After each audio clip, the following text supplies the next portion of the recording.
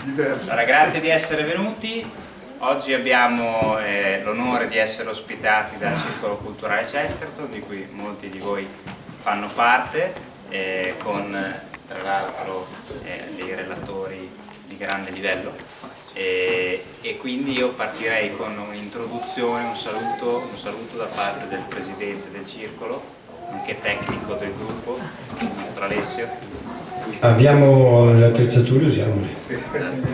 No, molto velocemente, perché intanto grazie per essere intervenuti in questa serata, perché credo che ne valga sicuramente la pena, sia per l'importanza e l'assoluta attualità del tema trattato, sia anche per la qualità dei relatori, che oggi è molto alta.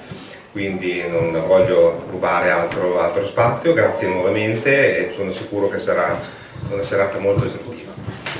Grazie la parola.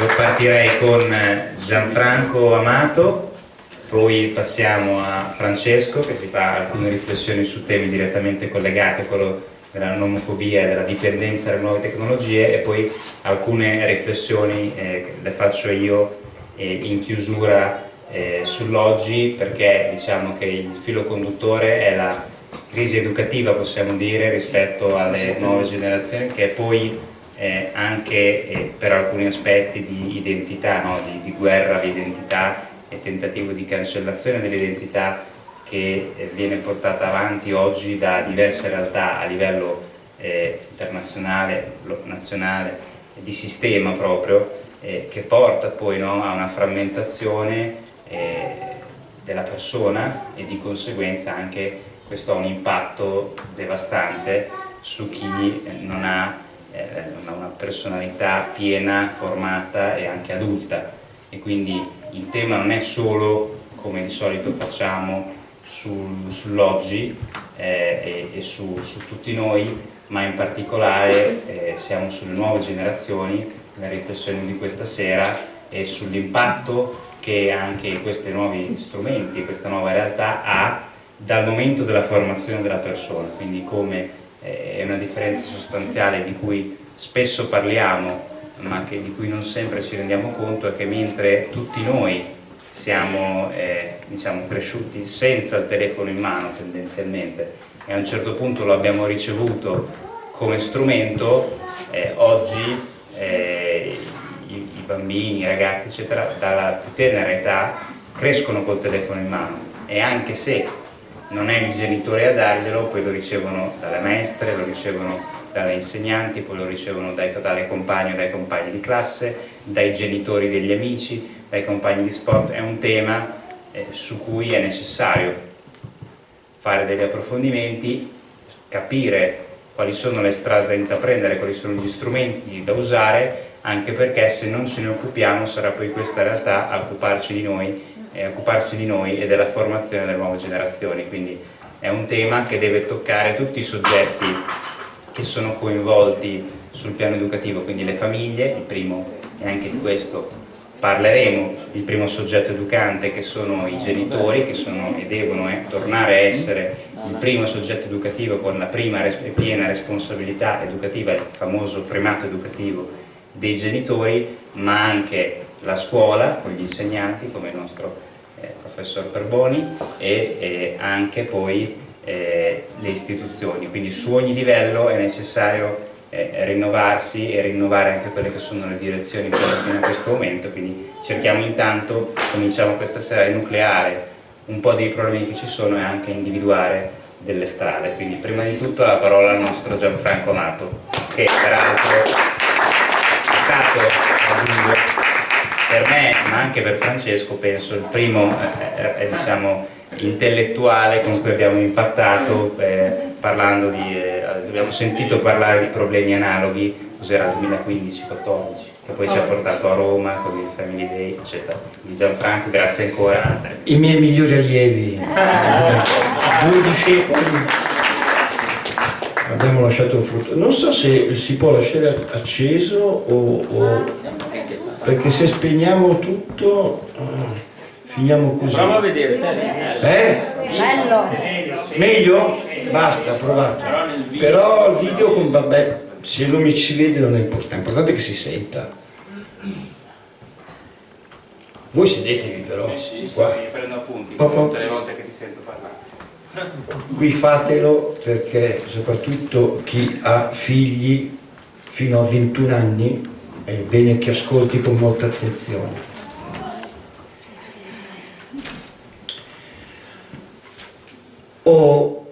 Uno degli utensili più antichi e più utili della storia dell'umanità, sapete qual è stata? L'ascia. L'ascia ha accompagnato tutto lo sviluppo dell'uomo, anzi ne ha persino garantito la sopravvivenza. Con l'ascia si tagliava la legna, si faceva il fuoco, si cacciavano gli animali, si smembravano gli animali cacciati. L'ascia ha veramente consentito all'uomo di sopravvivere. Esattamente come questa, l'ascia del XXI secolo.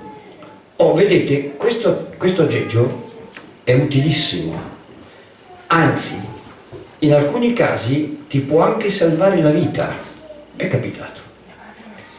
Però può diventare un'ascia, un'arma mortale, esattamente come l'ascia. Allora, capiamo già subito, facciamolo come premessa, che il problema non è lo strumento in sé, che sia l'ascia o lo smartphone, ma l'uso o l'abuso che se ne fa di questo strumento. E pensate che ne hanno trovata una recentemente in Danimarca, che risale al Neolitico superiore, perfettamente intatta, per dire quanto è antica. E perché ho fatto l'esempio dell'ascia? Avrei potuto fare tanti altri esempi. No, l'ascia è un esempio voluto. Perché?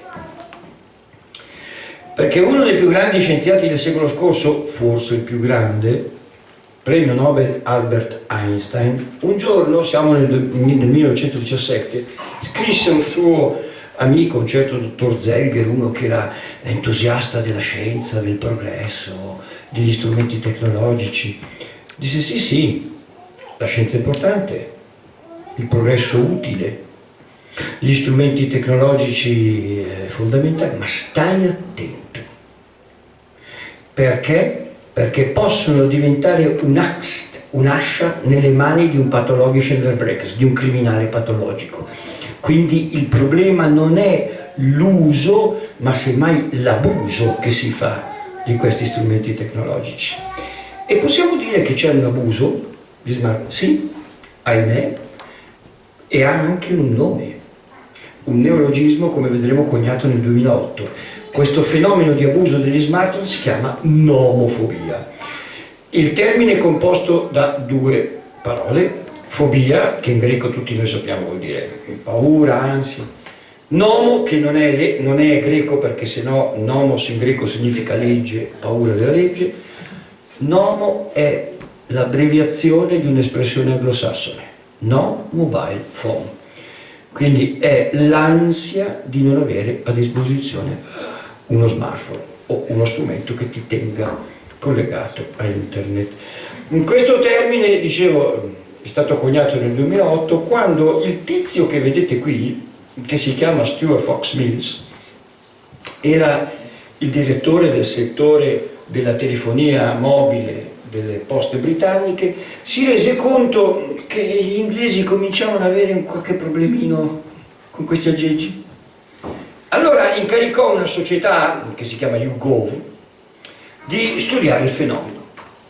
La società svolse il compito.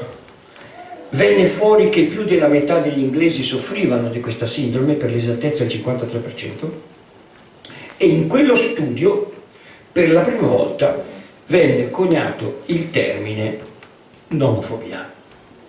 Ora partiamo subito con una domanda: ma quanti ce ne sono nel mondo di questi aggeggi? Abbiamo iniziato nel 2016 con 3 miliardi 668 milioni di smartphone, l'anno scorso abbiamo chiuso con 6 miliardi 840 ed è la tendenza che è preoccupante. Si pensa di arrivare al 2026, cioè fra 2 anni, a 7 miliardi e 516 milioni, praticamente quasi tutti gli abitanti della Terra. E qui abbiamo un primo problema. Questo è un oggetto che per la prima volta nella storia dell'umanità piace a tutti. E non è mai accaduto, come ci spiega il professor Crepè. Seduzione che dipende molto dalla cultura digitale. Questa cosa qua, che cos'è? È una cosa che per la prima volta nella storia dell'umanità piace a tutti. Non è mai successo che nella storia dell'uomo vi sia un oggetto che piaccia a tutti. Cattolici, ebrei, musulmani, anche all'ISIS piace. Sì o no? Piace moltissimo. Bene, anche a quelli di Cali, della droga, cocaina, con questo si fanno grandi affari. Bene, e poi bianchi, neri, tutte le pelli, tutti i sessi, compresi gli incerti, tutti hanno questa cosa qua. Vi dovete chiedere come mai. Attenti. Quando hanno chiesto a Mr. Cook, amministratore delegato di Apple, gli hanno chiesto che cosa vuole, che cosa spera per i suoi affari, qual è il business quest'anno, da qui ai prossimi anni. E lui non ha avuto un minuto di dubbio, ha detto: noi vogliamo che tutti i cittadini del pianeta abbiano uno smartphone. Ci mancano 1 miliardo di cittadini della Terra all'appello, li andremo a prendere. Uno per uno a casa. Ora, la rete, come sapete, ormai è dappertutto. Internet è solo una questione di percentuale, ma non c'è nessun angolo della Terra che non sia raggiunto appunto dal web. E anzi, oggi noi abbiamo più connessioni cellulari che abitanti. Ci sono 8 miliardi e 80 milioni di abitanti e 8 miliardi e 650 milioni di connessioni cellulari. La cosa riguarda anche il nostro paese, abbiamo 58 milioni e 790 mila abitanti e 81 milioni e 550 mila connessioni mobili. E noi abbiamo anche un'altra caratteristica in Italia. Dal 2020 ci sono più smartphone che abitanti. Ma quanto passa di media un italiano al giorno connesso a internet? 5 ore e 49 minuti, praticamente 6 ore. E che cosa fa 6 ore? Per il 73% cerca informazioni sostanzialmente inutili.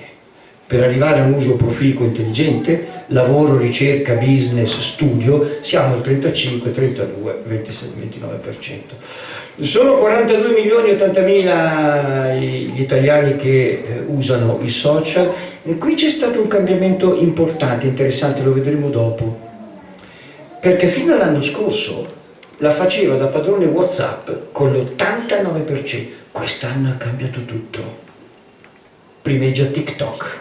E vedremo perché TikTok è un problema. Lo vedremo con dei documenti di pochi giorni. Ecco, il problema però, state attenti, che riguarda i piccoli. Sapete a che età si conclude, termina il processo di sviluppo del cervello umano? Chi ha detto sì? Oltre i 20. 21 anni. Fino agli anni 90 si pensava che il cervello di un adolescente fosse già un prodotto finito, ma grazie alla risonanza magnetica si è scoperto che bisogna arrivare proprio a 21 anni, che guarda caso corrisponde alla vecchia maggiore età. Questo sapete cosa vuol dire? Che a 20, 19, 15, 14 anni tutto ciò che incide nel processo di sviluppo del cervello incide poi nel prodotto finale. Ripeto, soprattutto i più piccoli, ascoltate con attenzione questo servizio. D'ansia. Infatti stiamo creando degli impanicati. Mia moglie, che dopo 37 anni di beneamato servizio ed è qui presente come insegnante nelle scuole superiori, è andata in pensione l'anno scorso, da diverso tempo mi diceva che soprattutto negli ultimi anni I ragazzi più piccoli, quelli che arrivavano dalle medie, avevano paura di tutto. Paura del compito in classe, paura dell'interrogazione, un panico ingiustificato. A me hanno fatto vedere addirittura una volta una giustificazione dei genitori che dicevano il ragazzo non è potuto venire a scuola perché aveva paura di uscire di casa. E ci hanno chiesti, ma da dove deriva questa epidemia di paura? Beh, forse la giustificazione del professor Biggio tiene. L'iperstimolazione dell'amigdala, una volta, due volte, tre volte, ti fa sballare il sistema della percezione del panico. Stiamo creando una generazione di impanicati. Non è bellissimo? Avete anche ascoltato? Lo dico ai genitori che hanno i bambini, i figli minorenni, guardate che per noi ormai strutturati dopo 21 anni il sonno serve insomma per riposare, ma a loro serve per generare neuroni, per quel processo che si chiama neurogenesi. Cioè, se si priva il sonno, si producono meno neuroni. Ma avete ascoltato attentamente questo servizio? Facciamo una prova. Alzi la mano chi usa WhatsApp. Tutti, anch'io, domanda retorica. Adesso alzi la mano chi ha letto le indicazioni d'uso e contrattuali di WhatsApp. Nessuno. Eppure le indicazioni cosa dicono? Che è assolutamente vietato l'uso ai minori di 13. fino al 18, fino al 2018. Dal 2018 è stato alzato a 16. Perché WhatsApp ha avuto delle cause, ha perso le cause, quindi adesso si tutela. Il problema sono i genitori che non leggono e danno con una incredibile superficialità e nonchalance questo affare i cui stessi produttori ti dicono guarda, se tu lo fai a tuo rischio e pericolo. Noi te l'abbiamo detto. Noi te l'abbiamo detto. E lui l'ha anche accettato senza leggere. C'è un altro problema, piccola parentesi. Noi, pericolo della rete, noi stipuliamo un gran numero di contratti, proprio giuridicamente vincolanti. Firmiamo come? Con un sistema che si chiama click and point. Accetto, click, ma non leggiamo. Potrebbe un giorno capitare che ti dicano Franco, ma tu stai usando un oggetto che so, producono in Africa sfruttando i bambini come schiavi. Ma io non lo sapevo. No, te l'hanno scritto. Tu hai accettato. Ma non ho letto. Allora vi do una brutta notizia. In Italia, dal punto di vista giuridico, funziona così. Dopo la maggiore età, dopo 18 anni, non si può più dire ho firmato ma non ho letto. Chiudo la parentesi. Ovviamente questa situazione è degenerata poi grazie al Covid, alla pandemia e compagnia cantante. Se qualcuno volesse approfondire questo aspetto, c'è un saggio interessante, La tragedia silenziosa di Ettore Guarnaccia, appunto come il Covid è intervenuto. Ora, attenti bene, attenti. Che questa non sia un'esagerazione, allarmismo, terrorismo psicologico, lo dimostrano alcuni fatti inequivocabili, tra cui uno che voglio condividervi. A giugno del 2021 la 7ª Commissione permanente del Senato ha concluso un'indagine conoscitiva sull'impatto del digitale sugli studenti e sul processo di apprendimento e in generale sui giovani. Che cosa hanno fatto i senatori?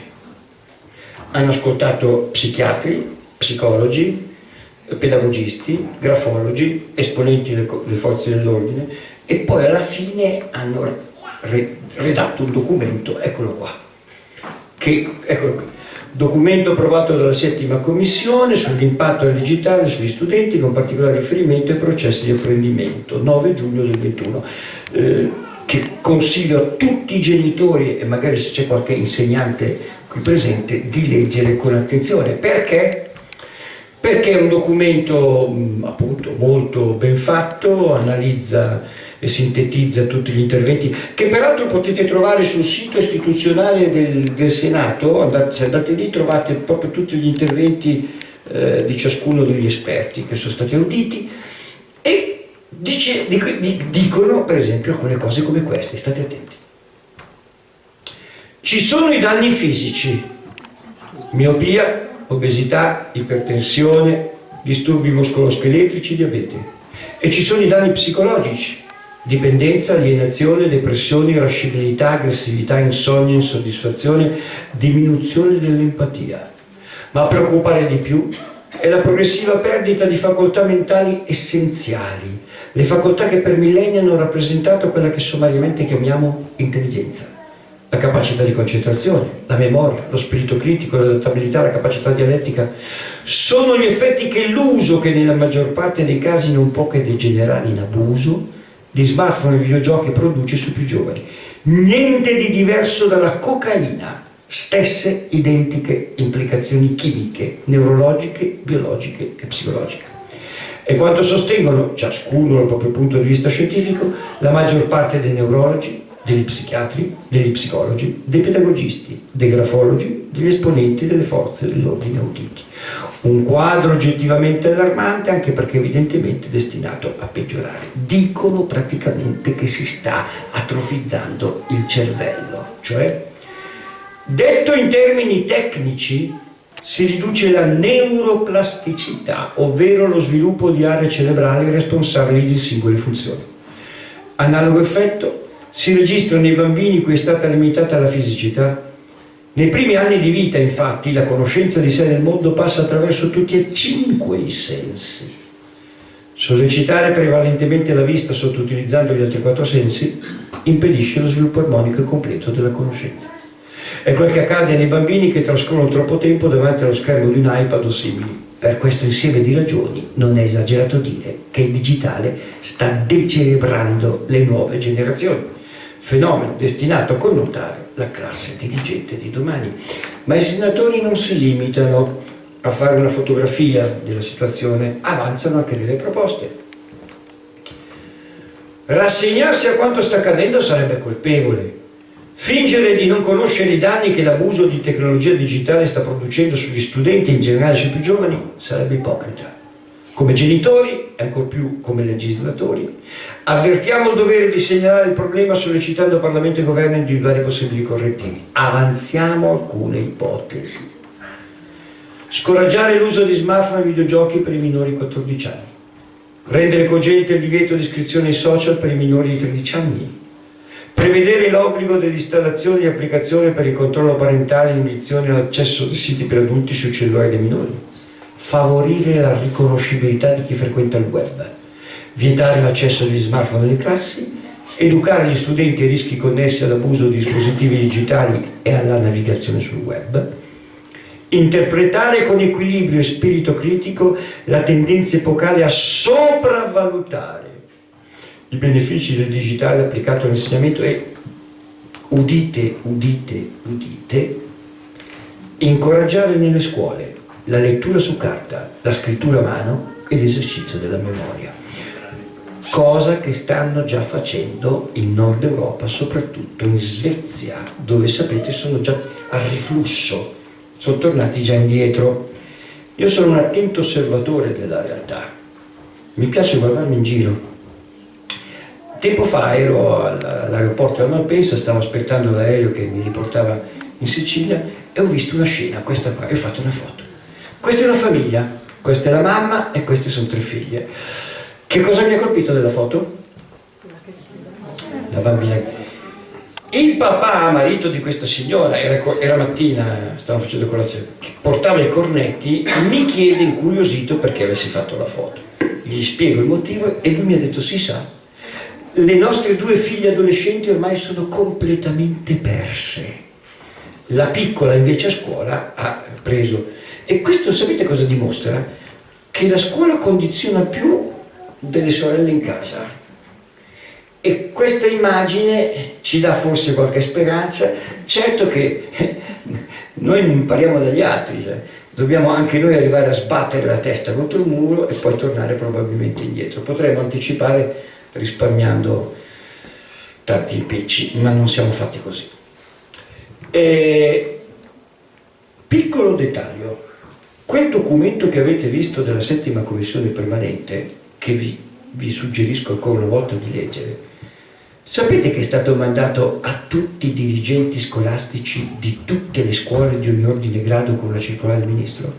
Sì, è la circolare del 19 dicembre del 22 in cui dava anche delle disposizioni. Si legge: al riguardo si allega altresì la relazione finale dell'indagine conoscitiva della 7ª Commissione Permanente del Senato della Repubblica sull'impatto del digitale sugli studenti, con particolare riferimento cioè tutti i dirigenti scolastici di tutte le scuole di ogni ordine e grado d'Italia hanno ricevuto non solo la disposizione ma anche quel documento, ma non hanno fatto niente.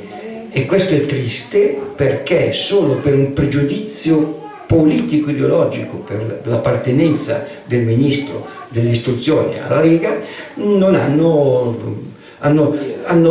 neanche letto, o hanno letto e hanno fatto finta di niente. Ma questo è male, perché vuol dire non avere a cuore il destino dei ragazzi che sono, cioè il pregiudizio ideologico partitico è superiore al desiderio del destino dei ragazzi che hai sotto la tua responsabilità. È vergognoso, ma è così. Per chi volesse approfondire che cosa sta succedendo nella scuola, io suggerisco 2 testi molto illuminanti. Il libro nero della scuola di Giorgio Matteucci, cioè come le lobby dell'educazione tecnologica e digitale hanno conquistato la scuola, perché c'è un bel business dietro, tanti soldi. E soprattutto iperconnessi di Twain, perché i ragazzi oggi crescono meno ribelli, più tolleranti, meno felici e del tutto impreparati a diventare adulti. Ora state attenti, che questa preoccupazione non sia soltanto dei politici italiani, lo dimostra il fatto che nel resto d'Europa, in cui stanno interrogando. A maggio dell'anno scorso è stato pubblicato sul Corriere questo articolo: la Francia pronta a vietare lo smartphone fino a 13 anni. Se riuscite a recuperarlo, leggetelo, perché è molto molto interessante, recuperatelo. Che cos'era successo? Che Macron a gennaio, preoccupato da questo fenomeno, aveva nominato una commissione di super esperti. E l'esito della commissione qual è stato? Nel rapporto, la commissione degli esperti si è detta sconvolta dalla strategia di cattura dell'attenzione dei bambini, di tutti i trucchi cognitivi utilizzati per rinchiuderli nei loro schemi, controllarli, usarli per trarne profitto economico. E devo dire, a maggio dell'anno scorso l'Unione Europea ha aperto un'inchiesta un'indagine contro Meta. Meta, sapete, è l'arcipelago di Zuckerberg, Facebook, WhatsApp e compagnia, per il danno che dà ai bambini. Io ho un amico psichiatra giovane, insomma quarantenne, che da qualche anno si sta occupando di questa cosa qui sui ragazzi, ma non a livello di studio, a livello di clinica, cioè di cura, quindi stiamo parlando di pratica. Gli ho chiesto di farmi una slide riassuntiva di quello che lui nella clinica quotidianamente ha rilevato da questo fenomeno. Questa è la slide. Ci sono effetti fisici, sedentarietà, obesità, questo li abbiamo già visti nella reazione del Senato. Anche quelli psichici li abbiamo visti nella reazione del Senato. I sociali sono interessanti. Isolamento sociale e solitudine, riduzione del livello di istruzione, diminuzione della forza di volontà, diminuzione della fiducia reciproca e solidarietà, aumento dell'anonimato. Questi non sono studi, indagini, congetture, no, è clinica quotidiana. Poi ci stiamo anche stiamo cambiando strutturalmente, sapete. Nei prossimi anni sentirete parlare di text-neck syndrome. Che cos'è? È la sindrome algica cervicale che deriva dalla non corretta postura. Io mi sono fatto misurare, sono qui, sapete, tra 15 e 30. Eccolo là. Fatevi misurare anche voi, magari troverete qualche sorpresa. Ora, noi siamo messi male in Italia, ma c'è chi è messo peggio di noi, in Spagna.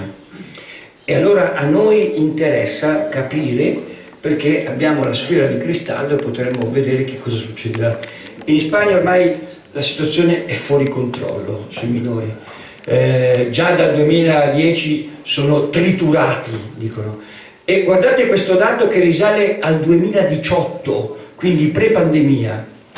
Nel 2018 il 25% dei bambini fino a 10 anni aveva lo smartphone, 50% a 11, 72 a 12, 86 a 13, adesso potete fare tranquillamente 100%. Utilizzano addirittura lo smartphone come ciuccio per farlo addormentare, per tenere i bambini buoni, e questo allora sta comportando dei problemi e anche delle analisi. Per esempio stanno studiando gli effetti della luce azzurra. Attenzione, mamme là in fondo, ascoltate cosa ci dice il professor Calderon Castro, neuropsichiatra infantile, che ha studiato questo fenomeno. Attente bene. Regalare un dispositivo digitale, sia smartphone o tablet, a un minore di 14 anni significa creargli un pregiudizio che, se non controllato, può essere grave. Il primo effetto è un cambio di umore brusco. Quando bambini che hanno avuto più o meno un'infanzia normale ricevono un tablet o uno smartphone, smettono di giocare e cominciano ad essere più aggressivi nei confronti di coloro che gli stanno intorno e dei genitori. Perdono la capacità di gioco e pertanto perdono empatia. Cambiano molto di umore. Il secondo effetto sta nella difficoltà ad addormentarsi. Infatti, i tablet e gli smartphone emettono un tipo di luce chiamata luce azzurra, la quale ha un effetto simile a quello della caffeina nel sistema nervoso e pertanto induce a stare svegli. I bambini quindi hanno difficoltà a conciliare il sonno, dormono meno e conseguentemente hanno meno attenzione, perché ciò che incide sull'attenzione è la mancanza di sonno. Inoltre, la luce azzurra ha un livello di stimolazione nel sistema nervoso tale da indurre il bambino a richiedere questo tipo di luce per mantenere l'attenzione. Al punto che, quando il bambino è di fronte all'insegnante, poiché questi non emette luce azzurra, fa molta fatica a prestargli attenzione e si distrae con molta più facilità. I tablet e gli smartphone stanno causando il disturbo da deficit di attenzione iperattività. Ma sapete cos'è il deficit di attenzione e iperattività?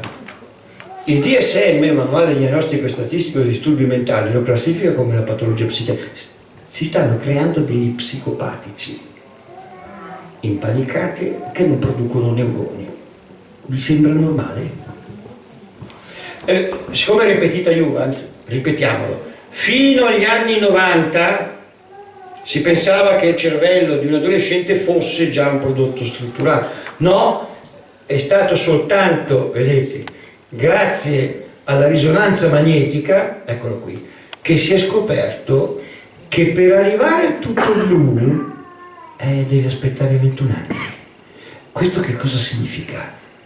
Che a 20, 19, 18, 17, 15 il cervello non è ancora maturo e tutto ciò che incide sullo sviluppo incide sul prodotto finale. Ecco, tenete a mente questa immagine quando qualcuno di voi vuole regalare per la comunione uno smartphone a un proprio figlio o un proprio nipote. Questa è l'immagine, questa è la risonanza magnetica, non sono chiacchiere, sono fatti.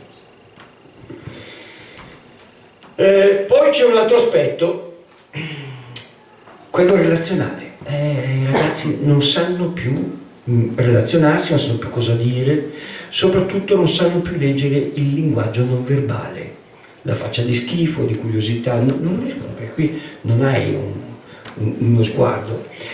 Questo aspetto lo ha curato un professore, il professor Zimbardo dell'Università di Stanford, e ha scritto questo testo interessante, Maschio disconnesso, perché riguarda più maschietti delle femminucce, ma in italiano lo trovate tradotto così, maschi in difficoltà, e lo spiega bene appunto nelle sue conferenze. They don't know what to say, they don't know what to do, especially one-on-one opposite sex. They don't know the language of face contact, the non-verbal and verbal set of rules that enable you to comfortably talk to somebody else, listen to somebody else. Sì. Non sanno più leggere il linguaggio non verbale, ma sapete quanto è importante questo? Qual è l'elemento che consente una relazione fra due persone? Lo sguardo, il volto. Guardate, come diceva il grande filosofo Emmanuel Levinas, Il volto è l'epifania dell'altro. Io non posso avere una relazione con uno che non ha volto. E mi sembra che in questi anni abbiamo scoperto che cosa significa coprire il volto.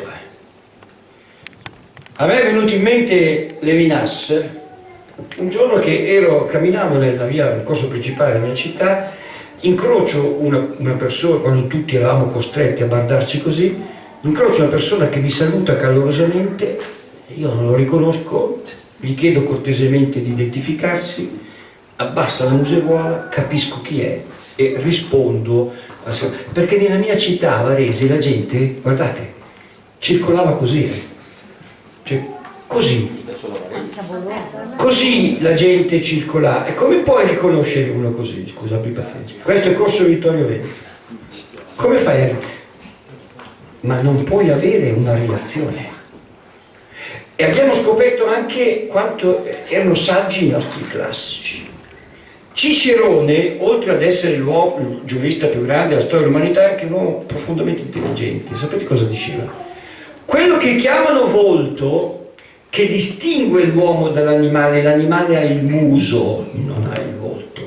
Indicat mores, dici chi sei, la tua identità, ti identifica, la tua personalità.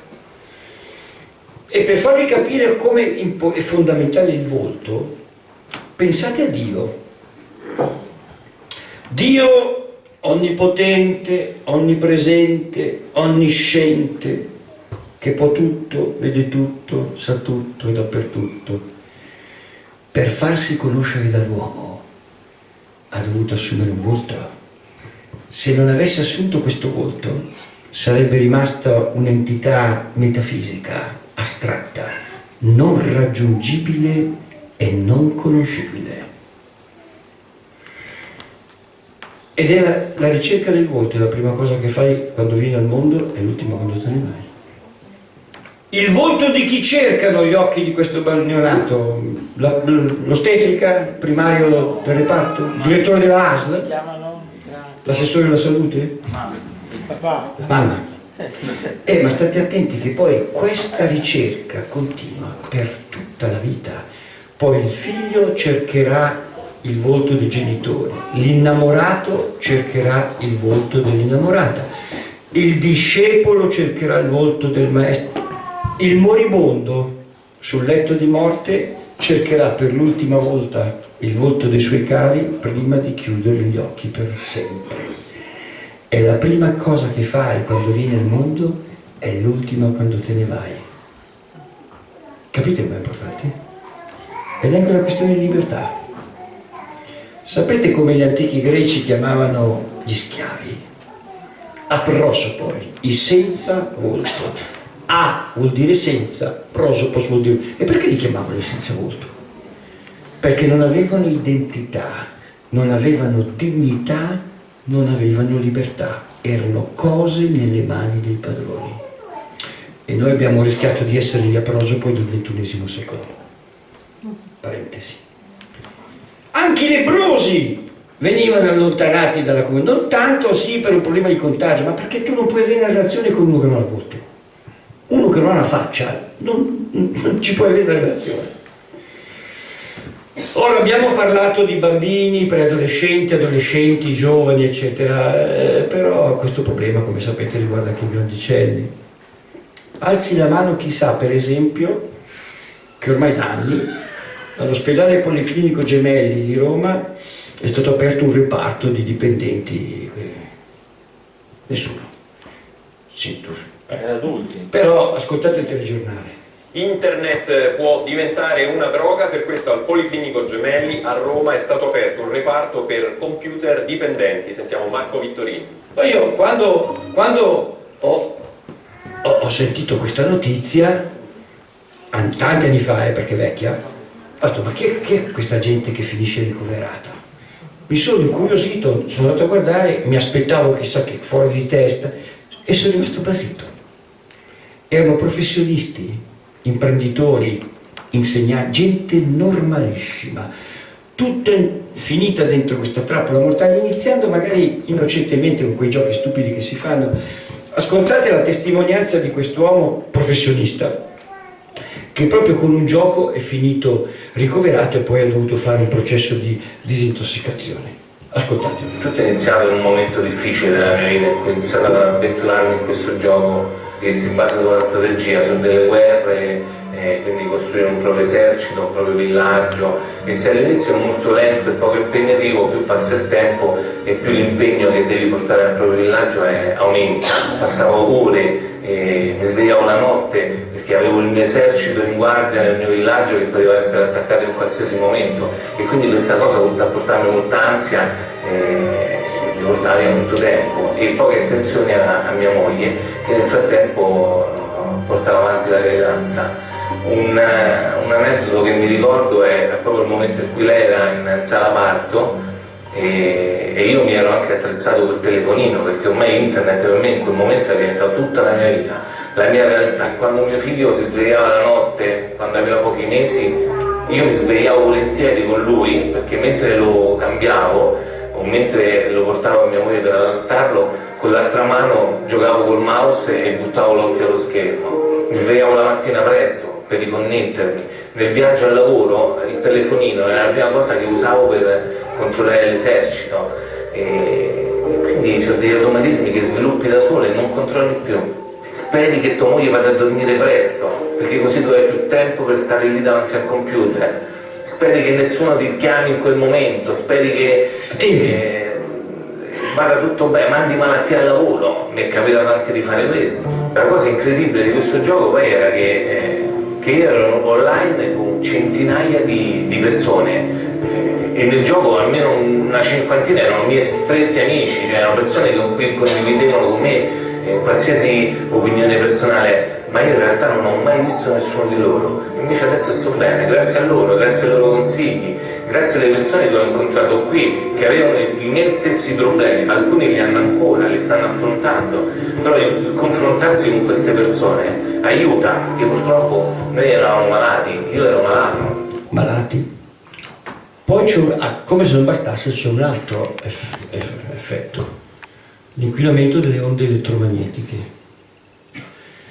Ascoltate con molta attenzione questo video realizzato dall'assessorato alla salute della regione Friuli Venezia Giulia, da 10 consigli utili. Io ho un paio, li ho fatti miei, se volete potete fare un video perché è interessante.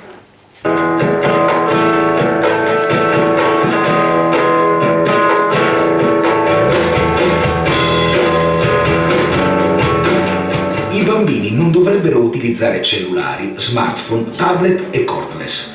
Questi strumenti vanno tenuti a distanza, visto che il loro corpo, ancora in fase di sviluppo, assorbe maggiormente la radiazione elettromagnetica rispetto ad un adulto. Per far vedere dei video, meglio scaricarli in locale e mettere lo strumento in modalità aerea, mentre per le chiamate è da preferire il viva voce. Evitare di tenere il cellulare a contatto con il corpo. Evitare tasca dei pantaloni e della camicia. Non addormentarsi con il cellulare acceso troppo vicino alla testa. Se proprio bisogna tenerlo in camera da letto, è preferibile attivare la modalità aerea e porre il dispositivo a una distanza superiore al metro. Prediligere la linea telefonica fissa via cavo che non genera radiazione elettromagnetica. Evitare chiamate quando c'è poco segnale. Poche barre di campo significano più radiazioni, perché il cellulare aumenterà la sua potenza per fornire ugualmente un servizio al cliente. In movimento, auto o treno, il cellulare emette più radiazioni perché, saltando da una cella ad un'altra, varierà anche la sua ricezione e quindi caleranno o aumenteranno le barre di segnale. Inoltre, in automobile si sviluppa l'effetto gabbia di Faraday. Le radiazioni emesse dai cellulari all'interno dell'autovettura vengono trattenute dalla gabbia di ferro che non le fa uscire. Durante il tentativo di connessione, il cellulare emette più radiazioni. Meglio tenerlo lontano dalla testa sino alla risposta. Prediligere l'auricolare con il filo, viva voce o SMS ogni volta che è possibile. Effettuare chiamate di breve durata, sotto i 5 minuti, e alternare l'orecchio. Quando possibile, spegnere la connessione Wi-Fi dal modem e utilizzare maggiormente quella via cavo. Nella versione Wi-Fi, stare ad una distanza superiore al metro dal modem nelle fasi di upload e download. L'inquinamento elettromagnetico da cellulare scompare semplicemente spegnendo il tuo telefono. Come vedete, insomma, i problemi ci sono. Ma io avrei un sistema, sapete, per farvi ridurre drasticamente l'uso prolungato al telefono, è che è un po' costoso. Una fotografia termografica. Fatela prima e dopo. Guardate questo volto di un uomo prima di una telefonata e dopo una telefonata di 15 minuti. Il rosso è il superamento del surriscaldamento oltre il limite.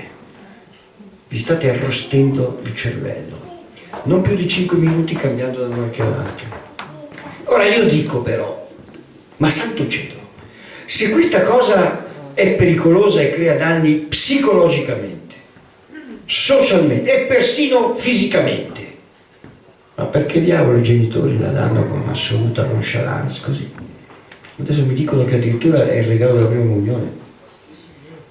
Sapete perché? E qui torno al discorso che ha fatto Matteo. Il problema è educativo, perché i genitori non sanno più educare, non sanno più dire un solo no, anzi pensate che ci sono persino dei genitori che si vantano di non aver mai fatto mancare o di non far mancare mai niente ai propri figli, che è la cosa più stupida che si può fare, come ci ricorda ancora una volta Crepè. Quando un genitore mi dice guardi che io non ho fatto mai mancare niente a mio figlio, esprime la sua totale idiozia, perché il compito di un genitore è far mancare qualcosa,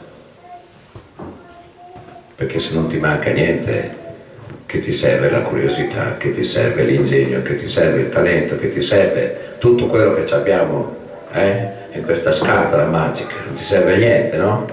A cosa serve? Poi stasera qui giochiamo praticamente in casa, tutti quelli che siamo qui sono volti cari, amici di 10 anni di battaglie su un tema per noi carissimo che è la famiglia. Ci abbiamo fatto 2 Family Day, ci abbiamo fatto un sacco di cose, infatti. E questo affare qua, amici cari, amici del Family Day, amici, ho tentato anche di farci un partito, questa roba qua, tra le tante cose, sta pure distruggendo la famiglia. Oggi in tantissime famiglie la scena, se va bene è questa, se no è questa a tavola. Che cos'è?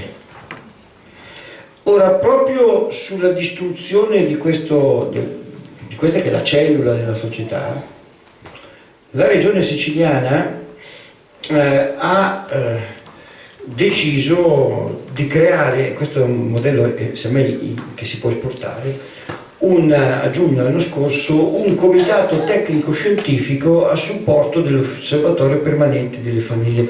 Questo comitato tecnico è composto dal direttore, che sarei io, e da altri 1, 2, 3, 4 e 5, qui non è il solito organismo pletorico che non serve a niente, sono 5 esperti, il dottor Oliveri, Sandro Oliveri, Gennuso, il dottor, tutti super esperti.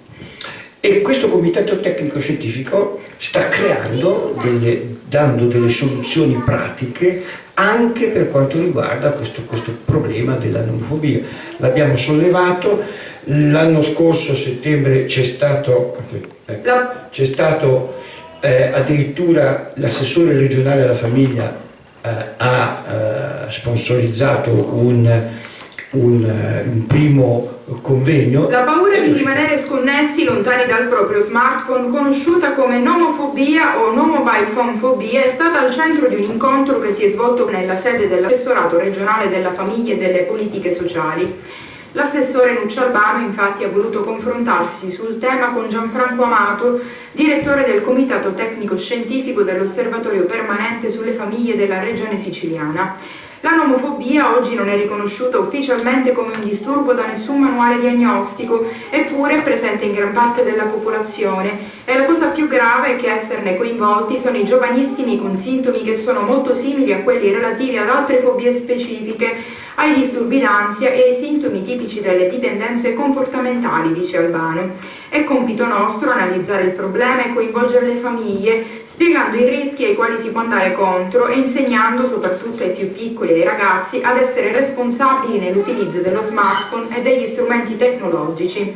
Quello della dipendenza da smartphone e strumenti tecnologici collegati a internet sta diventando sempre più una vera e propria emergenza sociale. Emergenza sociale che incide nei rapporti interfamiliari. Questo è una soluzione, uno strumento utile che sta dando risultati, si può anche esportare, si può proporre anche in Emilia Romagna. Poi c'è un altro aspetto, attenti, quello chiamato dark web, il lato oscuro della rete. Attraverso questo aggeggio passa quel triste fenomeno che si chiama pedopornografia. Ora, su questo i dati sono inquietanti, ce li abbiamo tutti gli anni, ascoltate.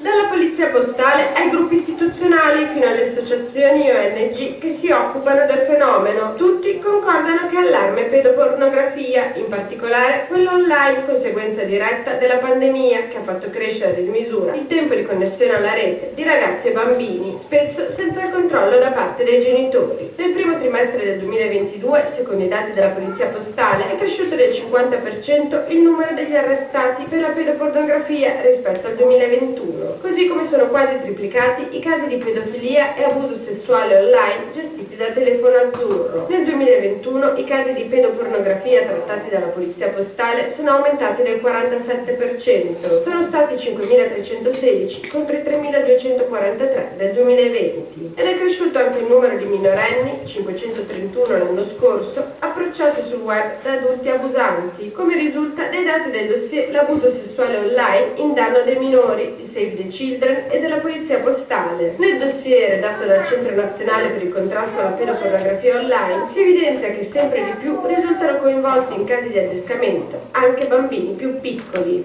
Ovviamente avete capito che questo servizio è vecchio, adesso i dati sono molto ma molto peggiori.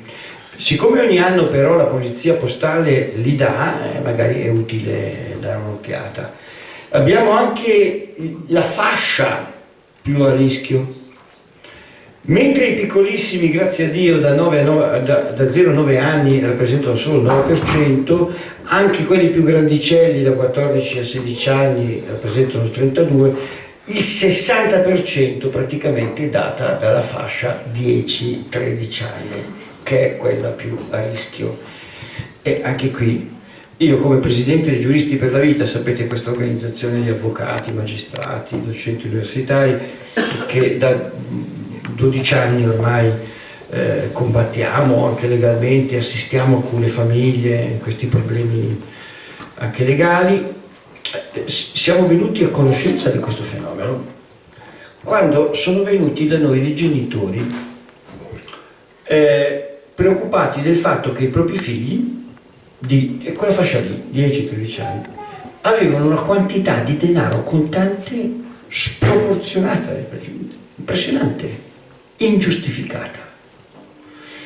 Che cosa si è scoperto? Che avveniva questo: l'adulto abusante contattava, fingendosi bambino, il bambino, per cui tu non vedi chi c'è. Poi riusciva in qualche modo ad avere un contatto fisico, si incontravano, e l'adulto dava e prometteva denaro in cambio di fotografie. Più le fotografie erano sessualmente esplicite, più il denaro appunto era maggiore era il denaro. E io ho visto con i miei occhi piangere un padre che si era vantato, compiaciuto con amici, parenti, vicini, di aver regalato al proprio figlio dodicenne l'ultimo modello di iPhone. Ha pianto lacrime amare quando si è reso conto di aver dato a suo figlio la porta dell'inferno, per quel bambino è finito. Questa roba qua. Anche qui abbiamo, siccome in Sicilia il fenomeno è ormai devastante, non so come qui, ma insomma lì è devastante, io ho il piacere di aver convinto, perché quando c'è la volontà politica e la sensibilità questa cosa funziona, la Regione. E che cosa è stato fatto a giugno? Grazie anche all'assessore regionale, che oltre ad essere un medico, oltre ad essere una mamma è anche una nonna, abbiamo ideato un gruppo interistituzionale, una roba semplicissima, composto da chi?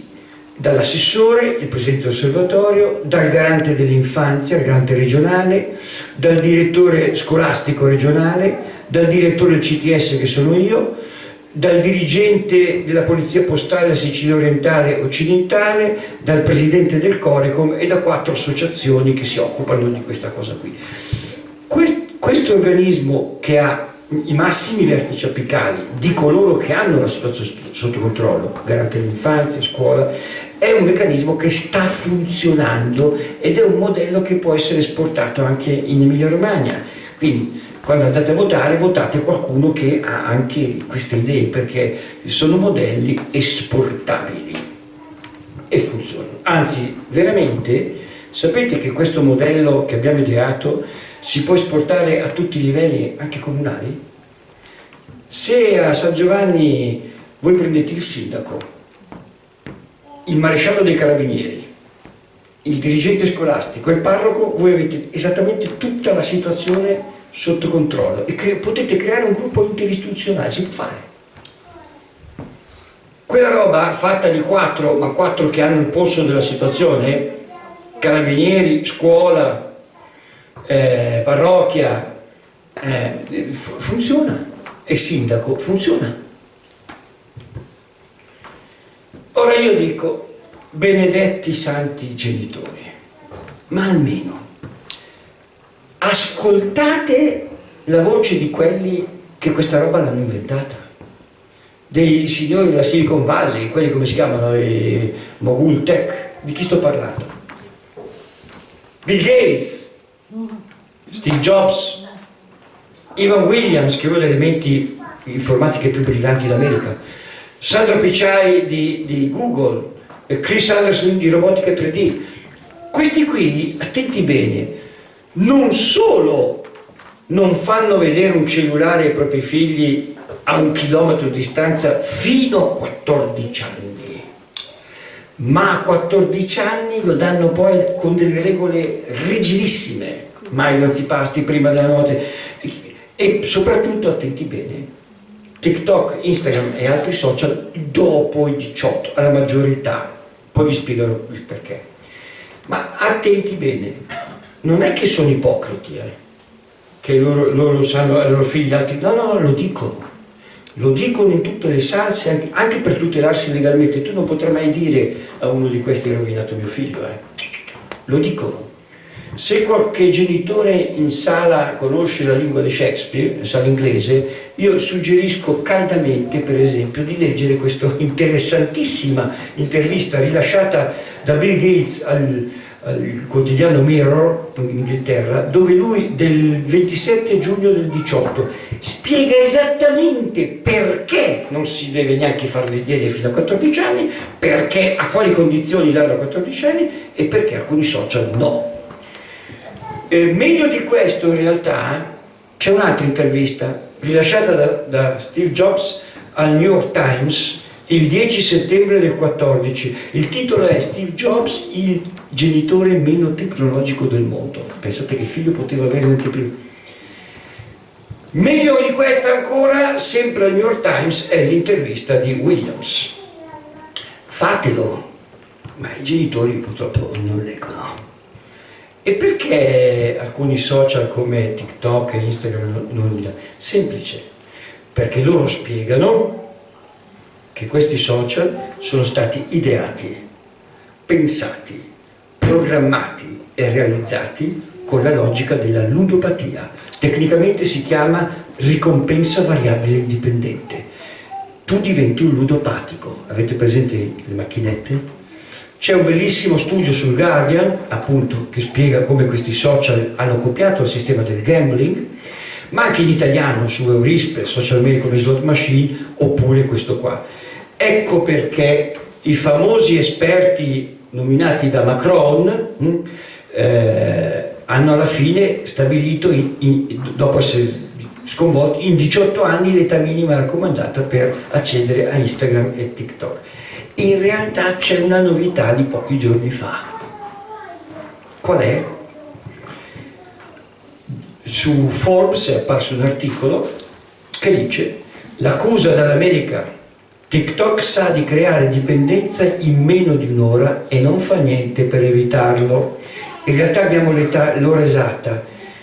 TikTok dopo di 35 minuti, bastano 35 minuti e tu diventi un ludopatico. Da dove salta fuori questa notizia? Sì, salta fuori perché una dozzina di stati americani, guidati dallo Stato della California e dal New York, lo Stato di New York, ha fatto causa a TikTok. 12 stati degli Stati Uniti. E nel processo è saltato fuori un documento, una perizia disposta dal giudice, quindi un documento di una procedura giudiziaria, in cui il perito, con una relazione di una trentina di pagine, ha evidenziato questo fatto. Infatti è un lawsuit document, è un documento che è uscito pochi giorni fa. Avevano ragione Bill Gates e compagni. Infatti dicono: vuoi diventare un ludopatico dipendente delle macchinette? Quando sei maggiorenne fai quello che vuoi, finché sei in casa mia no. Ora a proposito di neologismi ce n'è un altro, vediamo chi alzi la mano chi lo conosce. Smombi fa parte della lingua italiana, dal 2022 è ufficialmente entrato a far parte ce lo spiega il prestigioso dizionario Treccani della lingua italiana. Smombi è chi cammina per strada senza alzare lo sguardo dallo smartphone, rischiando di inciampare, scontrarsi con altre persone, attraversare la strada in modo... Smombi e zombie. No, l'ho tolto quella roba lì. Soprattutto loro. E il problema degli smombi è che all'attraversamento pedonale vengono facciati, tant'è vero che nel nord Europa, fenomeno dove si sta diffondendo, hanno messo degli accorgimenti, cioè mettono delle luci per terra in modo che lo smombi almeno si renda conto se è rosso o verde. Nel nostro nord, che corrisponde al Trentino Alto Adige, a Bolzano, hanno cominciato invece, hanno usato un altro accorgimento, a imbottire i pali dove gli smombi normalmente sbattono, e con tanto di cartello: attenzione smombi. Voi ridete, ma la situazione è tragica. La città di Sassari ha avuto un privilegio, cioè è un Guinness a livello mondiale, è stata la prima città in tutto il mondo, semplicemente, siccome lì il problema degli incidenti si stava diffondendo anche troppo, a introdurre una sanzione amministrativa, una multa. Se tu attraversi la strada da smombi ti prendi 26 euro di multa. Beh, sapete che questa cosa, soltanto l'introduzione della sanzione ha ridotto del 22% gli incidenti. Guardate che cosa è successo a questa donna nella città di Plainfield, New Jersey. La scena è stata ripresa dalle telecamere di sicurezza della città. Attenti.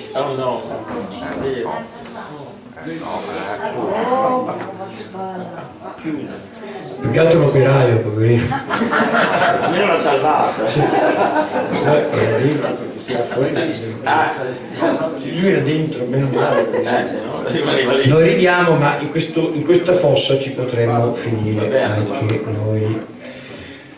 Ora vedete, loro hanno anche un altro problema serio: non leggono più.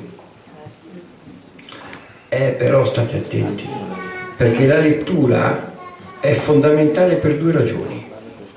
Primo, perché allena la mente a formulare un pensiero compiuto, e io a 63 anni posso dirvi che saper parlare serve a tutelare i tuoi diritti, la tua libertà, serve saper parlare. E come? Secondo, ti allena anche a un esercizio critico della realtà, quindi ti rende libero. Ma allora perché non vogliono che i ragazzi leggano? E guardate, c'è stato uno studio negli Stati Uniti a luglio del 2022 che ha reso evidente proprio il cambiamento generazionale. Attenti, questi sono i baby boom, quelli come me, nati negli anni 60, come Angelo. Franco. Bene, Angelo, va bene. Poi la generazione X, poi i millennials e adesso la Z. Cioè meno della metà. In Italia la situazione è uguale, qui siamo al 19, ma potete scendere anche 20, 21, 22, 23, 24, è uno stucas in picchiata. Non si legge più. Questo è un problema. A proposito di lettura, io suggerisco sempre a grandi e piccini di leggere un libro di fantascienza distopica, che è Il mondo nuovo di Aldous Huxley, scritto nel 1931, pubblicato nel 1932. È impressionante. Questo Huxley nel 1931 aveva ipotizzato una società che lui immaginava molto, molto lontana, dove, state attenti, gli individui venivano creati in laboratorio in provetta dallo Stato, la procreazione artificiale del 78. Lo Stato decideva ogni anno quanta gente doveva nascere e a che classe doveva appartenere. C'erano gli alfa dominanti e i beta dominati. I bambini creati in provetta venivano educati dai funzionari dello Stato perché la famiglia come la concepiamo noi era stata abolita. Anzi, attenti bene, la parola padre e madre erano vietate per legge, 1931. Il sesso serviva soltanto a divertirsi, perché a procreare ci pensava solo lo Stato. Le ragazze, quando raggiungevano l'età della pubertà, portavano con orgoglio una cintura chiamata cinturone maltusiano con la dose di antifecondativo giornaliero. La pillola è degli anni 50, lui scrive nel 30. E se qualcosa andava male, perché la natura è natura, in questa Londra del 3000 c'era una torre rosa bellissima, un edificio splendido che si chiamava Centro Aborti, e l'aborto era obbligatorio per tutti. Gli anziani non invecchiavano mai, avevano sempre le fattezze dei trentenni e quando si stufavano di vivere potevano ricorrere tranquillamente, senza grammi, all'eutanasia, graziosamente e generosamente erogata dallo Stato. Tutto questo, state attenti, affinché le persone avessero solo 3 ragioni per vivere: il piacere, il divertimento e lo shopping, tutti al centro commerciale, 1932. Profeta o suggeritore? Ma torniamo ai libri. Diceva Huxley, i bambini beta e dominati, quelli proprio che non contavano, come venivano, la maggioranza, la massa, come venivano educati? C'erano questi grandi asili, delle sale enormi, dove mettevano 2 cose. Da una parte i libri, dall'altra parte i giocattoli. E quando i bambini si avvicinavano troppo ai libri o addirittura li toccavano, scattava un meccanismo di dissuasione. Un fischio, una silla, fino alla scossa elettrica. In modo che, come un riflesso di Pavlov, si allontanassero dai libri, perché leggere è pericoloso, ti rende libero, e si mettessero a giocare. Giocate. Anche se in realtà Pavlov, sapete, quello premio Nobel che ha scoperto il riflesso che porta il suo nome, quello della campanella del cagnolino, lui diceva una cosa diversa. Attenti bene. Il modo migliore per eliminare un comportamento, per esempio leggere libri, non è quello di punirlo, ma di rinforzare o premiare comportamenti incompatibili con quello che si vuole eliminare. Ti regalo un bello smartphone. Se volete approfondire questa relazione tra Huxley e Pavlov, leggete Iperconnessi di Twenge, perché lo fa bene. Torniamo un attimo al mondo nuovo, che qualcuno di voi è testimone di quello che adesso io sto per dire. Nel 1931 Huxley si rese conto di una cosa. Disse: il potere arriverà un giorno a capire che per dominare, manipolare e controllare tu non lo devi fare con la forza. Se lo fai con la forza e la violenza, prima o poi la gente si ribella. Possono passare anche 70 anni, come l'Unione Sovietica, ma alla fine il sistema crolla. Allora, disse Huxley, il potere capirà che per dominare, controllare e manipolare tu devi usare due criteri. Primo, devi fare in modo che la gente non capisca di essere manipolata, controllata e dominata, ma non basta, perché un giorno potrebbe anche accorgersene. Deve pure piacerti. E allora, diceva Huxley, si creerà come una specie di campo di concentramento immenso, aperto, dove i prigionieri non desidereranno di evadere perché semplicemente primo non sanno di essere prigionieri, secondo gli piace pure stare lì. E che cosa disse Huxley? Che il potere avrebbe poi ideato uno strumento tecnologico per fare tutta questa operazione, e lo disse, sapete quando? Nel 1962, poco prima di morire, nell'ultima conferenza che diede all'Università di Berkeley, California. La conferenza si intitolava The Ultimate Revolution, l'ultima rivoluzione sarà, e diceva Huxley, il potere utilizzerà uno strumento tecnologico per farti uscire dalla realtà, entrare in un mondo virtuale e non pensare più. Quando nel 2015, io 9 anni fa, cominciai a citare questa conferenza di Huxley, lo facemmo anche a 100 qui, dissero che non era vero. Huxley non aveva mai detto queste cose, anzi io sono finito persino nel sito Butak, bufale un tanto al chilo.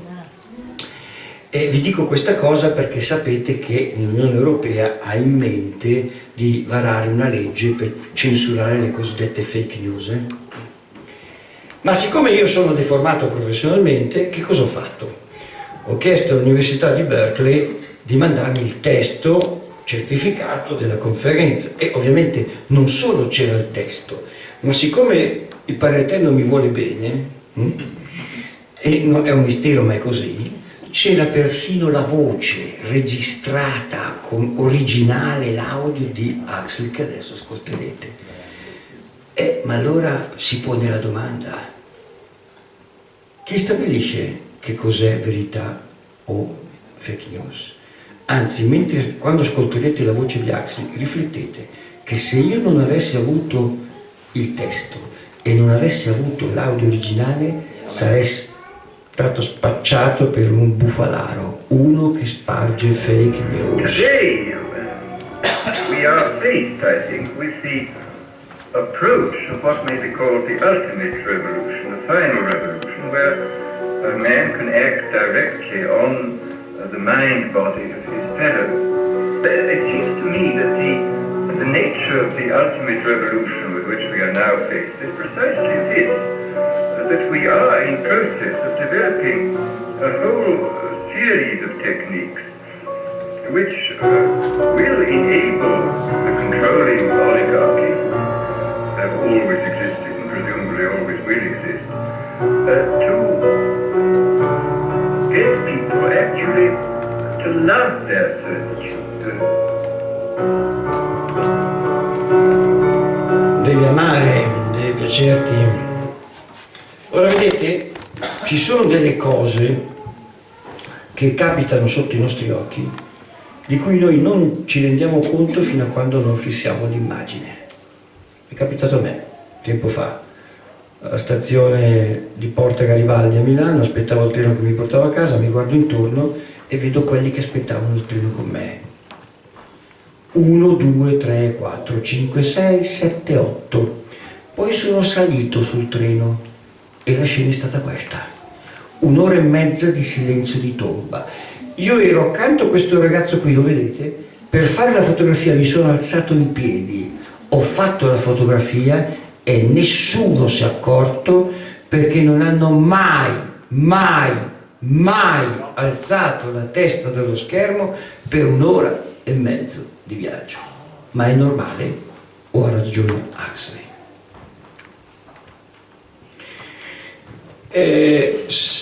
9 anni fa hanno realizzato un cartone animato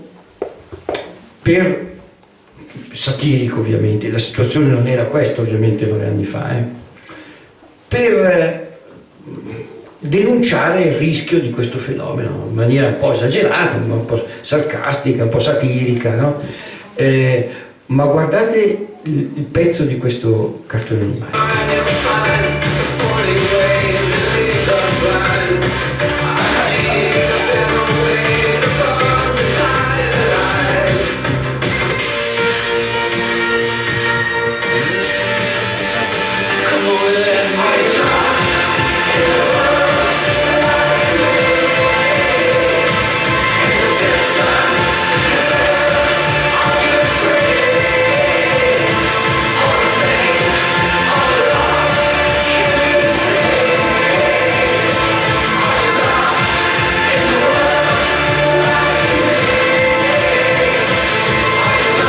Attenti a questa scena.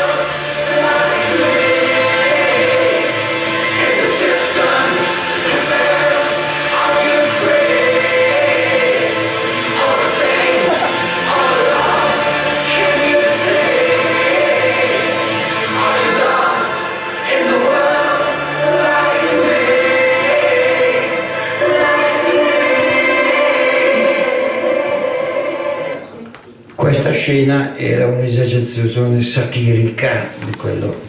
Beh, guardate che cosa è successo quest'anno a Capodanno sui Champs-Élysées a Parigi.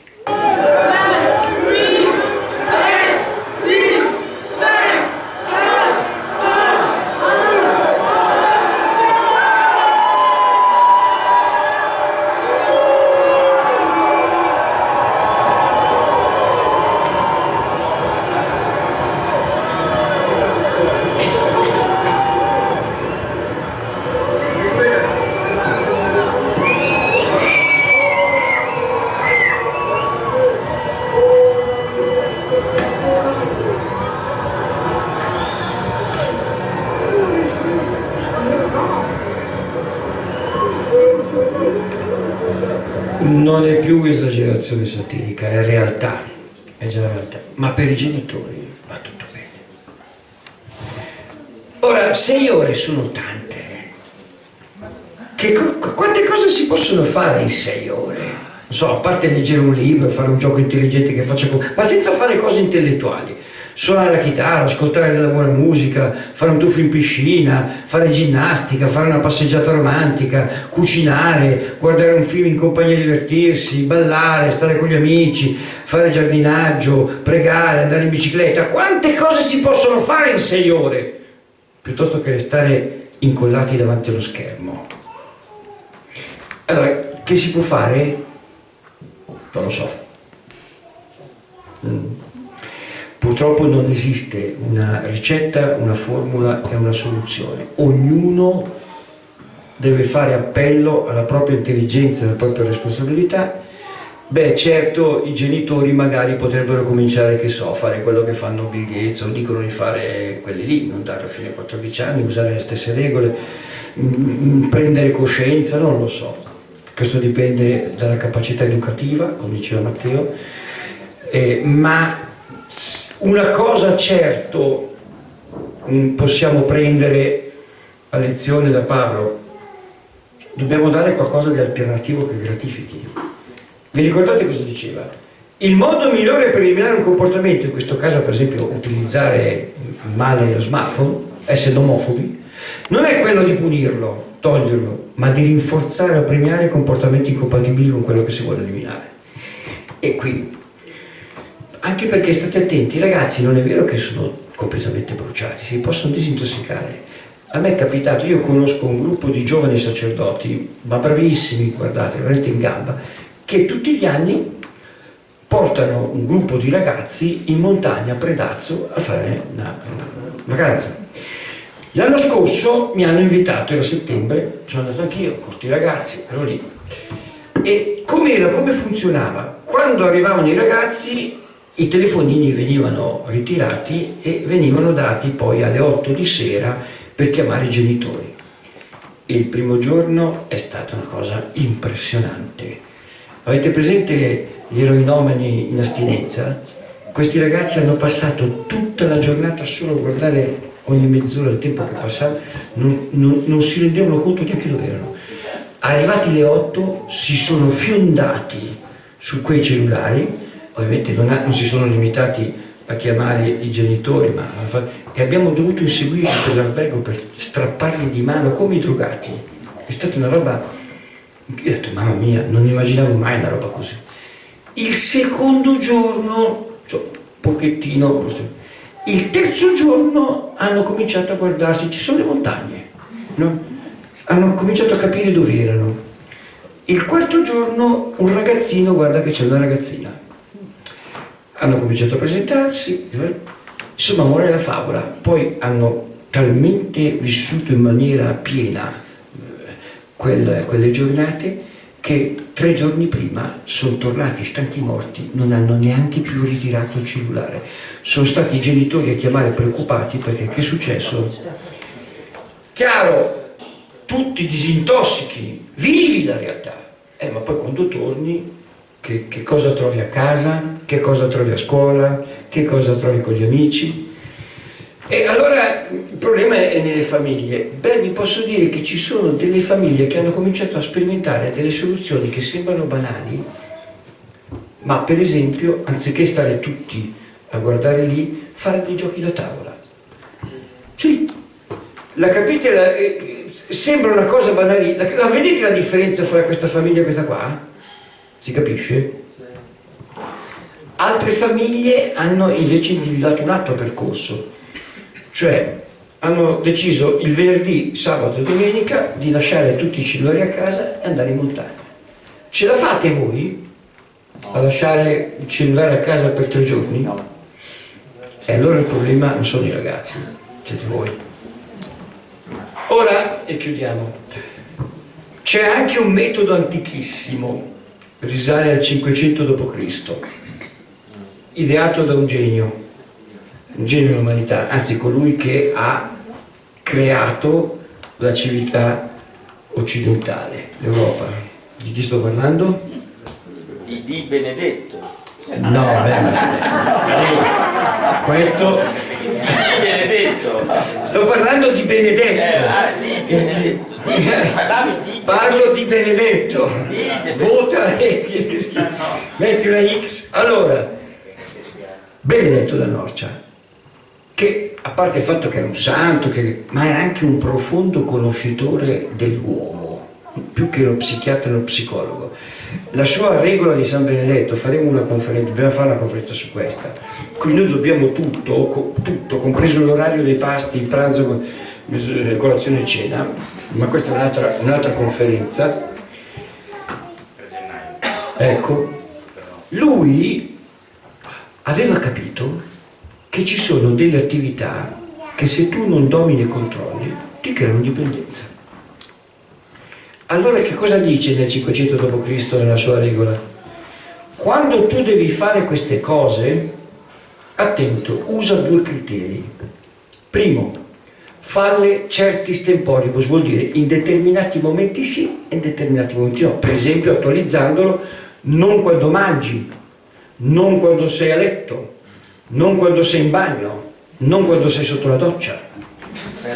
E certis oris, cioè datti un tempo, se no esci dalla dimensione spazio-temporale. Io questa cosa qui l'ho capita quando, con un mio amico che guarda caso è oblato benedettino a Norcia, che si chiama Alberto Corteggiani, ci siamo incontrati a Roma in un ristorante al Biondo Tevere e io gli ho detto ma tu usi i social? E ho detto sì, mezz'ora al giorno. Dico come fai? E mi ha spiegato che esiste un'app in cui tu puoi controllare e ti dai un tempo. Lui ha scelto 30 minuti. Certo, tu poi la puoi derogare, no? Ma già fai una seconda scelta e poi una terza. E questo fatto ti riporta nella dimensione, altrimenti esci dalla dimensione spazio-temporale, non ti accorgi più. Chiudiamo, ma questi qui sono liberi? Bella domanda. La domanda ne implica un'altra. Che cosa significa libertà? Come dico sempre ai ragazzi, ma anche agli adulti, guardate, la libertà non è fare ciò che ti pare piacere. Fare ciò che ti pare piacere in realtà ti rende 3 volte schiavo. Sei schiavo dei tuoi istinti animali, delle tue pulsioni, schiavo della moda dominante, pensate a Fedez, o schiavo della ideologia imposta dal potere, il politicamente corretto, l'ideologia woke, cancel culture, quello che volete. Tu sei 3 volte schiavo con l'illusione di essere libero, è un capolavoro del potere. La vera libertà è la capacità critica di giudizio della realtà, che tra l'altro ti fa capire anche se il potere ti sta manipolando oppure no, piccolo dettaglio. La libertà non è semplicemente assenza di vincoli o limitazioni o uscire di casa. Guardate cosa è successo in questi ultimi anni. Quanti giovani hanno venduto la propria libertà per uno spritz al bar. Il problema non era andare al bar. E da questo punto di vista può essere molto, ma molto più libero uno chiuso in una torre tutta la vita di quelli che sta passando per la strada. Perché ricordatevi che la libertà non è un fine, è un mezzo. La libertà è la possibilità che tu hai di realizzare te stesso, il progetto per cui sei venuto al mondo, ciò che dà senso alla tua vita. Infatti la vera preposizione non è libertà di, libertà da, no, è libertà per. Se no, sono concetti astratti. Che senso ha la libertà di opinione se non hai una verità da difendere? Che senso ha la libertà di religione se non hai un Dio da adorare? Concetti vuoti, inutili. Però attenzione, e torniamo qua, chiudiamo. Se tu non vivi nella realtà, ma vivi nella dimensione virtuale dove ti vuole proiettare il potere, ma come fai a giudicarla? Quindi come fai a essere libero? Chiudo con la citazione di colui che è stato il mio maestro, la mia guida spirituale. Io ho avuto il privilegio, la fortuna, la grazia, non solo di conoscerlo personalmente, ma di appunto averlo, è stato anche mio insegnante, mio professore. Parlo di Monsignor Luigi Giussani, il fondatore del Movimento di Comunione e Liberazione. Lui ci insegnava molto, ma molto prima dell'avvento di Internet, che gli adulti, per giudicare veramente, quindi essere liberi, devono vivere nella realtà, che è fatta di incontri con tanti io concreti e singolari, e non in un ambiente virtuale nel quale si può sfiorare tutto il mondo senza incontrare mai veramente nessuno. Sì, la rete ti dà la possibilità di connetterti con migliaia, miliardi di persone, ma con il rischio di non incontrare mai veramente nessuno. Grazie.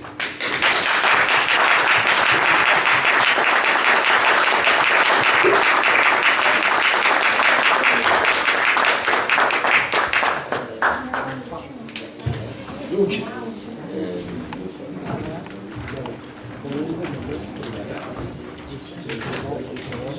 E luce a fuoco.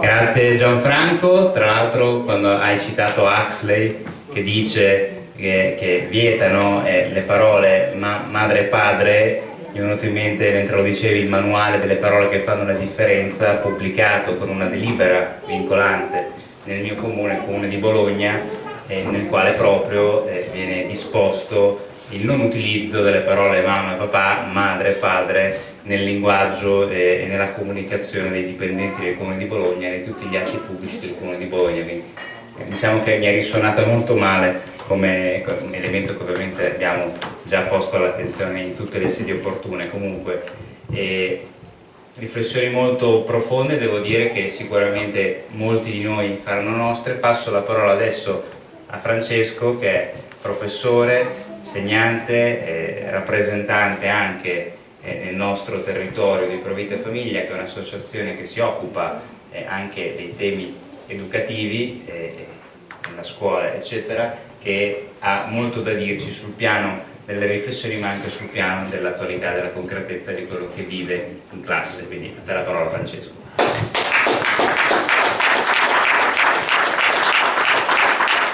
Grazie. Intanto ringrazio anch'io Gianfranco, che è sempre bellissimo ascoltarlo. È il numero uno. Sì. Allora, io non rubo troppo tempo, anche perché è già stato detto molto, sono già stati dati molti dati importanti, molte informazioni. Io sì, un pochino racconto qualcosa anche della mia esperienza a scuola.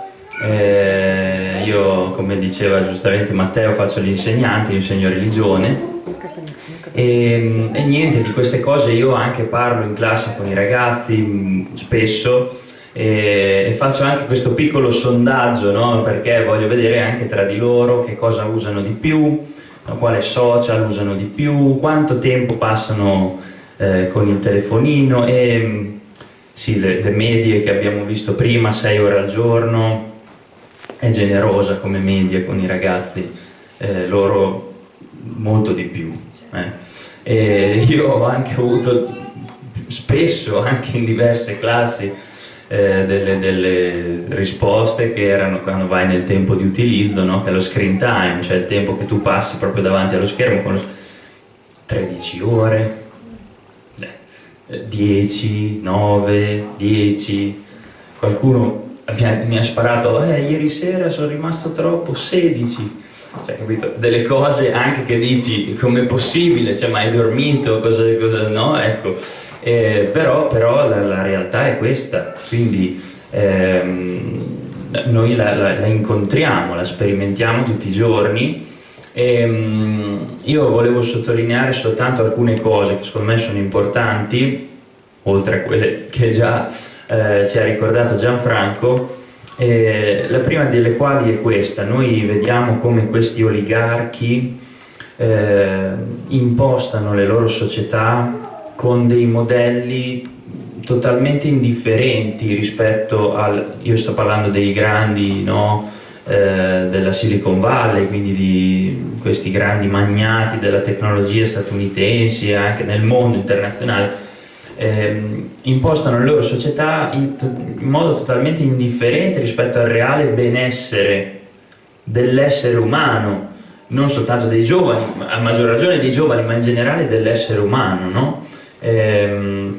Volevo citare questo libro che è di Shoshana Zuboff, che si intitola Il capitalismo della sorveglianza, forse diversi di voi l'avranno già sentito nominare, dove praticamente si spiega molto bene, questo io lo faccio vedere anche in qualche documentario in classe qualche volta, questo meccanismo, perché questi oligarchi alla fine, il tiranno, spesso è una persona, quasi sempre, anzi io mi spingerei a dire sempre, è una persona spaventata, è una persona che è costantemente spaventata di che cosa? Di perdere il potere che ha.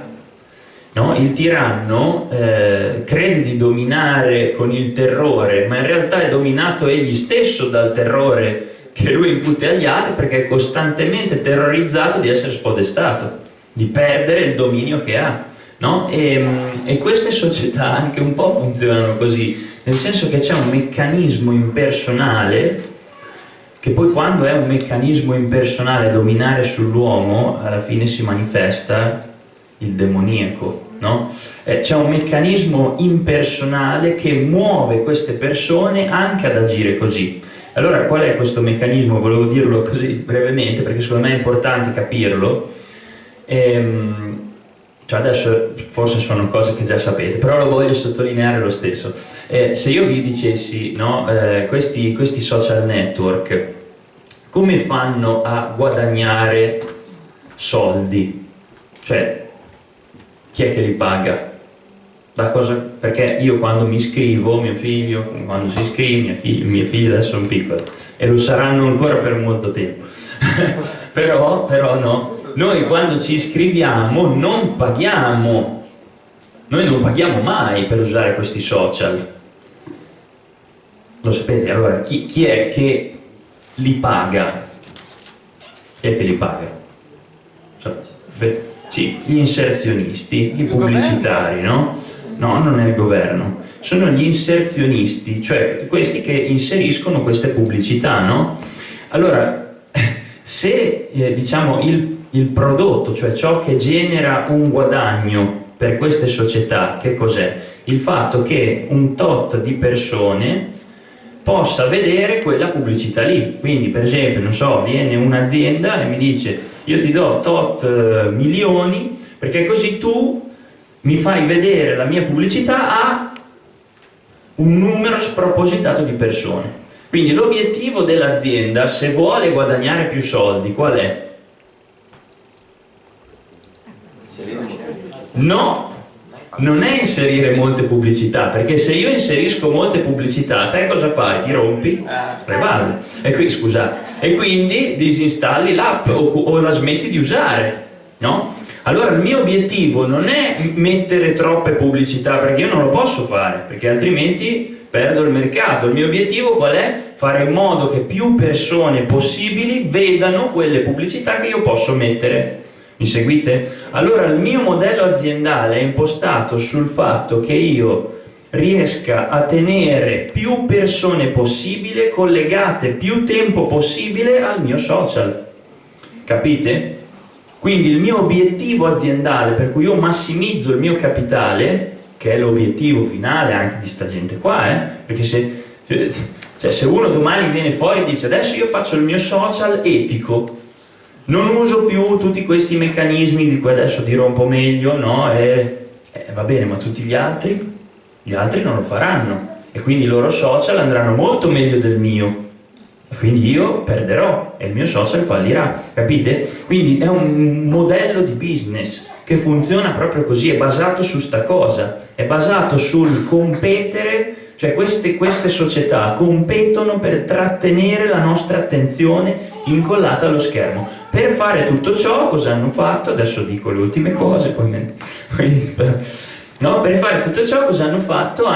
Utilizzano oggi l'intelligenza artificiale, che noi sappiamo essere rapidissima espansione, sempre di più, no? Ormai, una volta c'era la cosa, no? L'intelligenza artificiale batte il campione mondiale di scacchi, no? Questa cosa. Adesso qualsiasi smartphone è totalmente imbattibile per qualsiasi campione mondiale di scacchi, ok? Adesso fanno giocare i computer tra di loro a scacchi, c'è il computer più forte del mondo a scacchi, si chiama Alpha Zero, una roba che un po' mi interessa, seguo un po' queste cose, no? No, però c'è l'intelligenza artificiale. L'intelligenza artificiale che cos'è? Parte, esplode, per noi è totalmente impossibile seguirla, è come una valanga, no? Perché è impersonale, attenzione, anche tutti questi che ci dicono che creiamo la persona robot, no? Che ha l'intelligenza artificiale come noi esseri umani. No, è come un sasso, no? È una statua, anche qui faccio una parentesi interessantissima, il libro dell'Apocalisse. Negli ultimi tempi faranno una statua della bestia e chiederanno alla statua di giudicarli.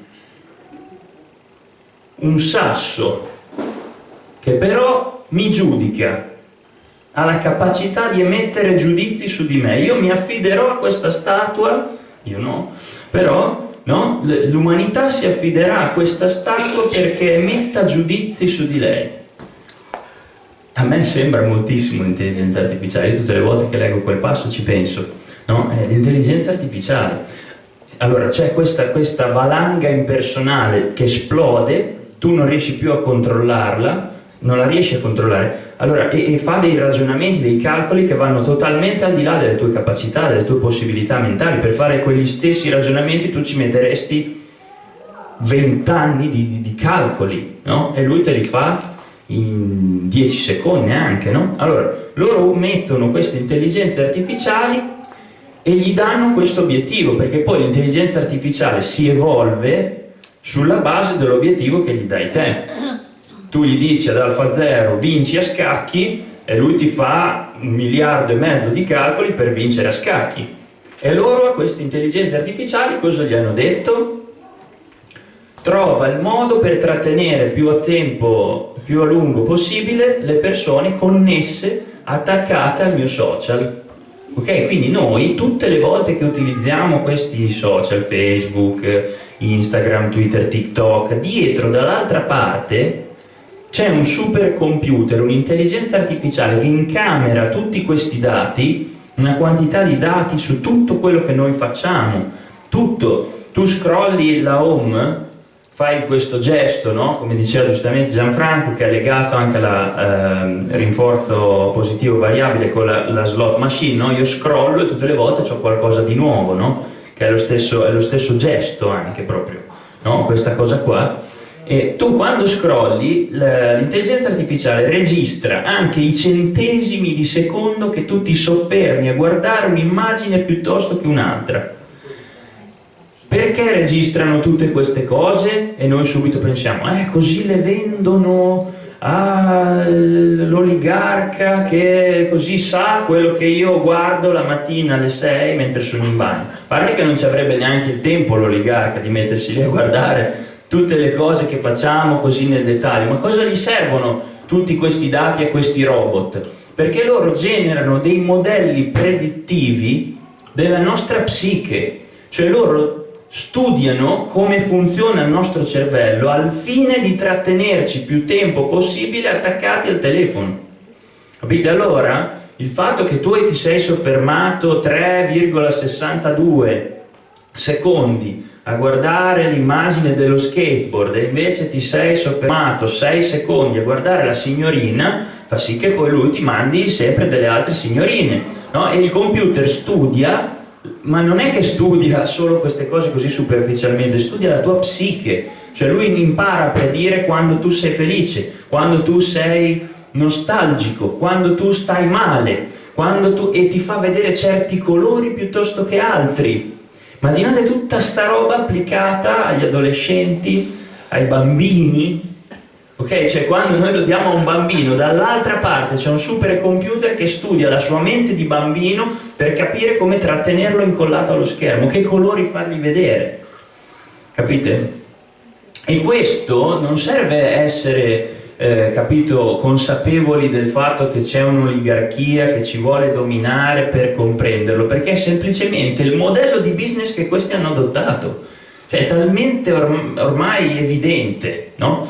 Queste persone non hanno un motivo fiscale per non farlo, cioè se loro vogliono guadagnare soldi devono fare così, cioè fanno così, semplicemente è totalmente immorale ovviamente, perché ciò che viene venduto è la nostra psiche, è la nostra attenzione, la nostra capacità di relazionarci con gli altri, il nostro benessere quotidiano, no? Però questa tecnologia è sviluppata in questo modo, quindi io tutte le volte ne parlo anche in classe con gli studenti perché voglio che loro siano consapevoli di questo, cioè quando tu scrolli dall'altra parte c'è un supercomputer che studia come tenerti attaccato al telefono. Chi vince la partita?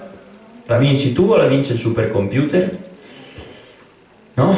E io penso che anche tutti noi abbiamo esperienza di come sia difficile vincere questa partita. Io per primo mi rendo conto che mi viene difficile.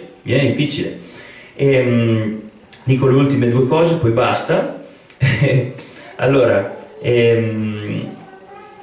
due cose proprio al volo. La prima è questa: io faccio, poi come diceva giustamente Gianfranco, noi siamo tutti amici che combattiamo le nostre battaglie ormai da tanti anni, faccio anche le conferenze sul gender, le abbiamo fatte tante, no?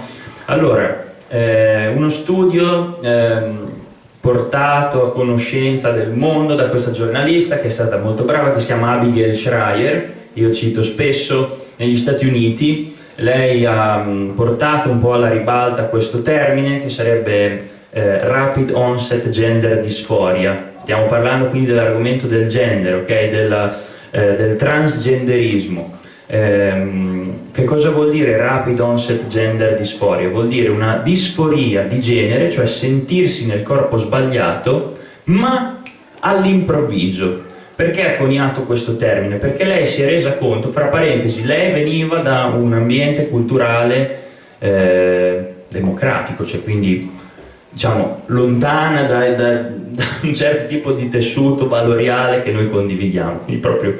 Però lei si è resa conto di questa cosa, cioè si è resa conto del fatto che se una volta la disforia di genere capitava rarissimamente, ma proprio rarissimamente, e soprattutto negli uomini, di punto in bianco a un certo punto è diventato a grande prevalenza femminile. Ad oggi mi sembra in Inghilterra il 70% delle persone che chiedono il cambio di sesso sono donne, no?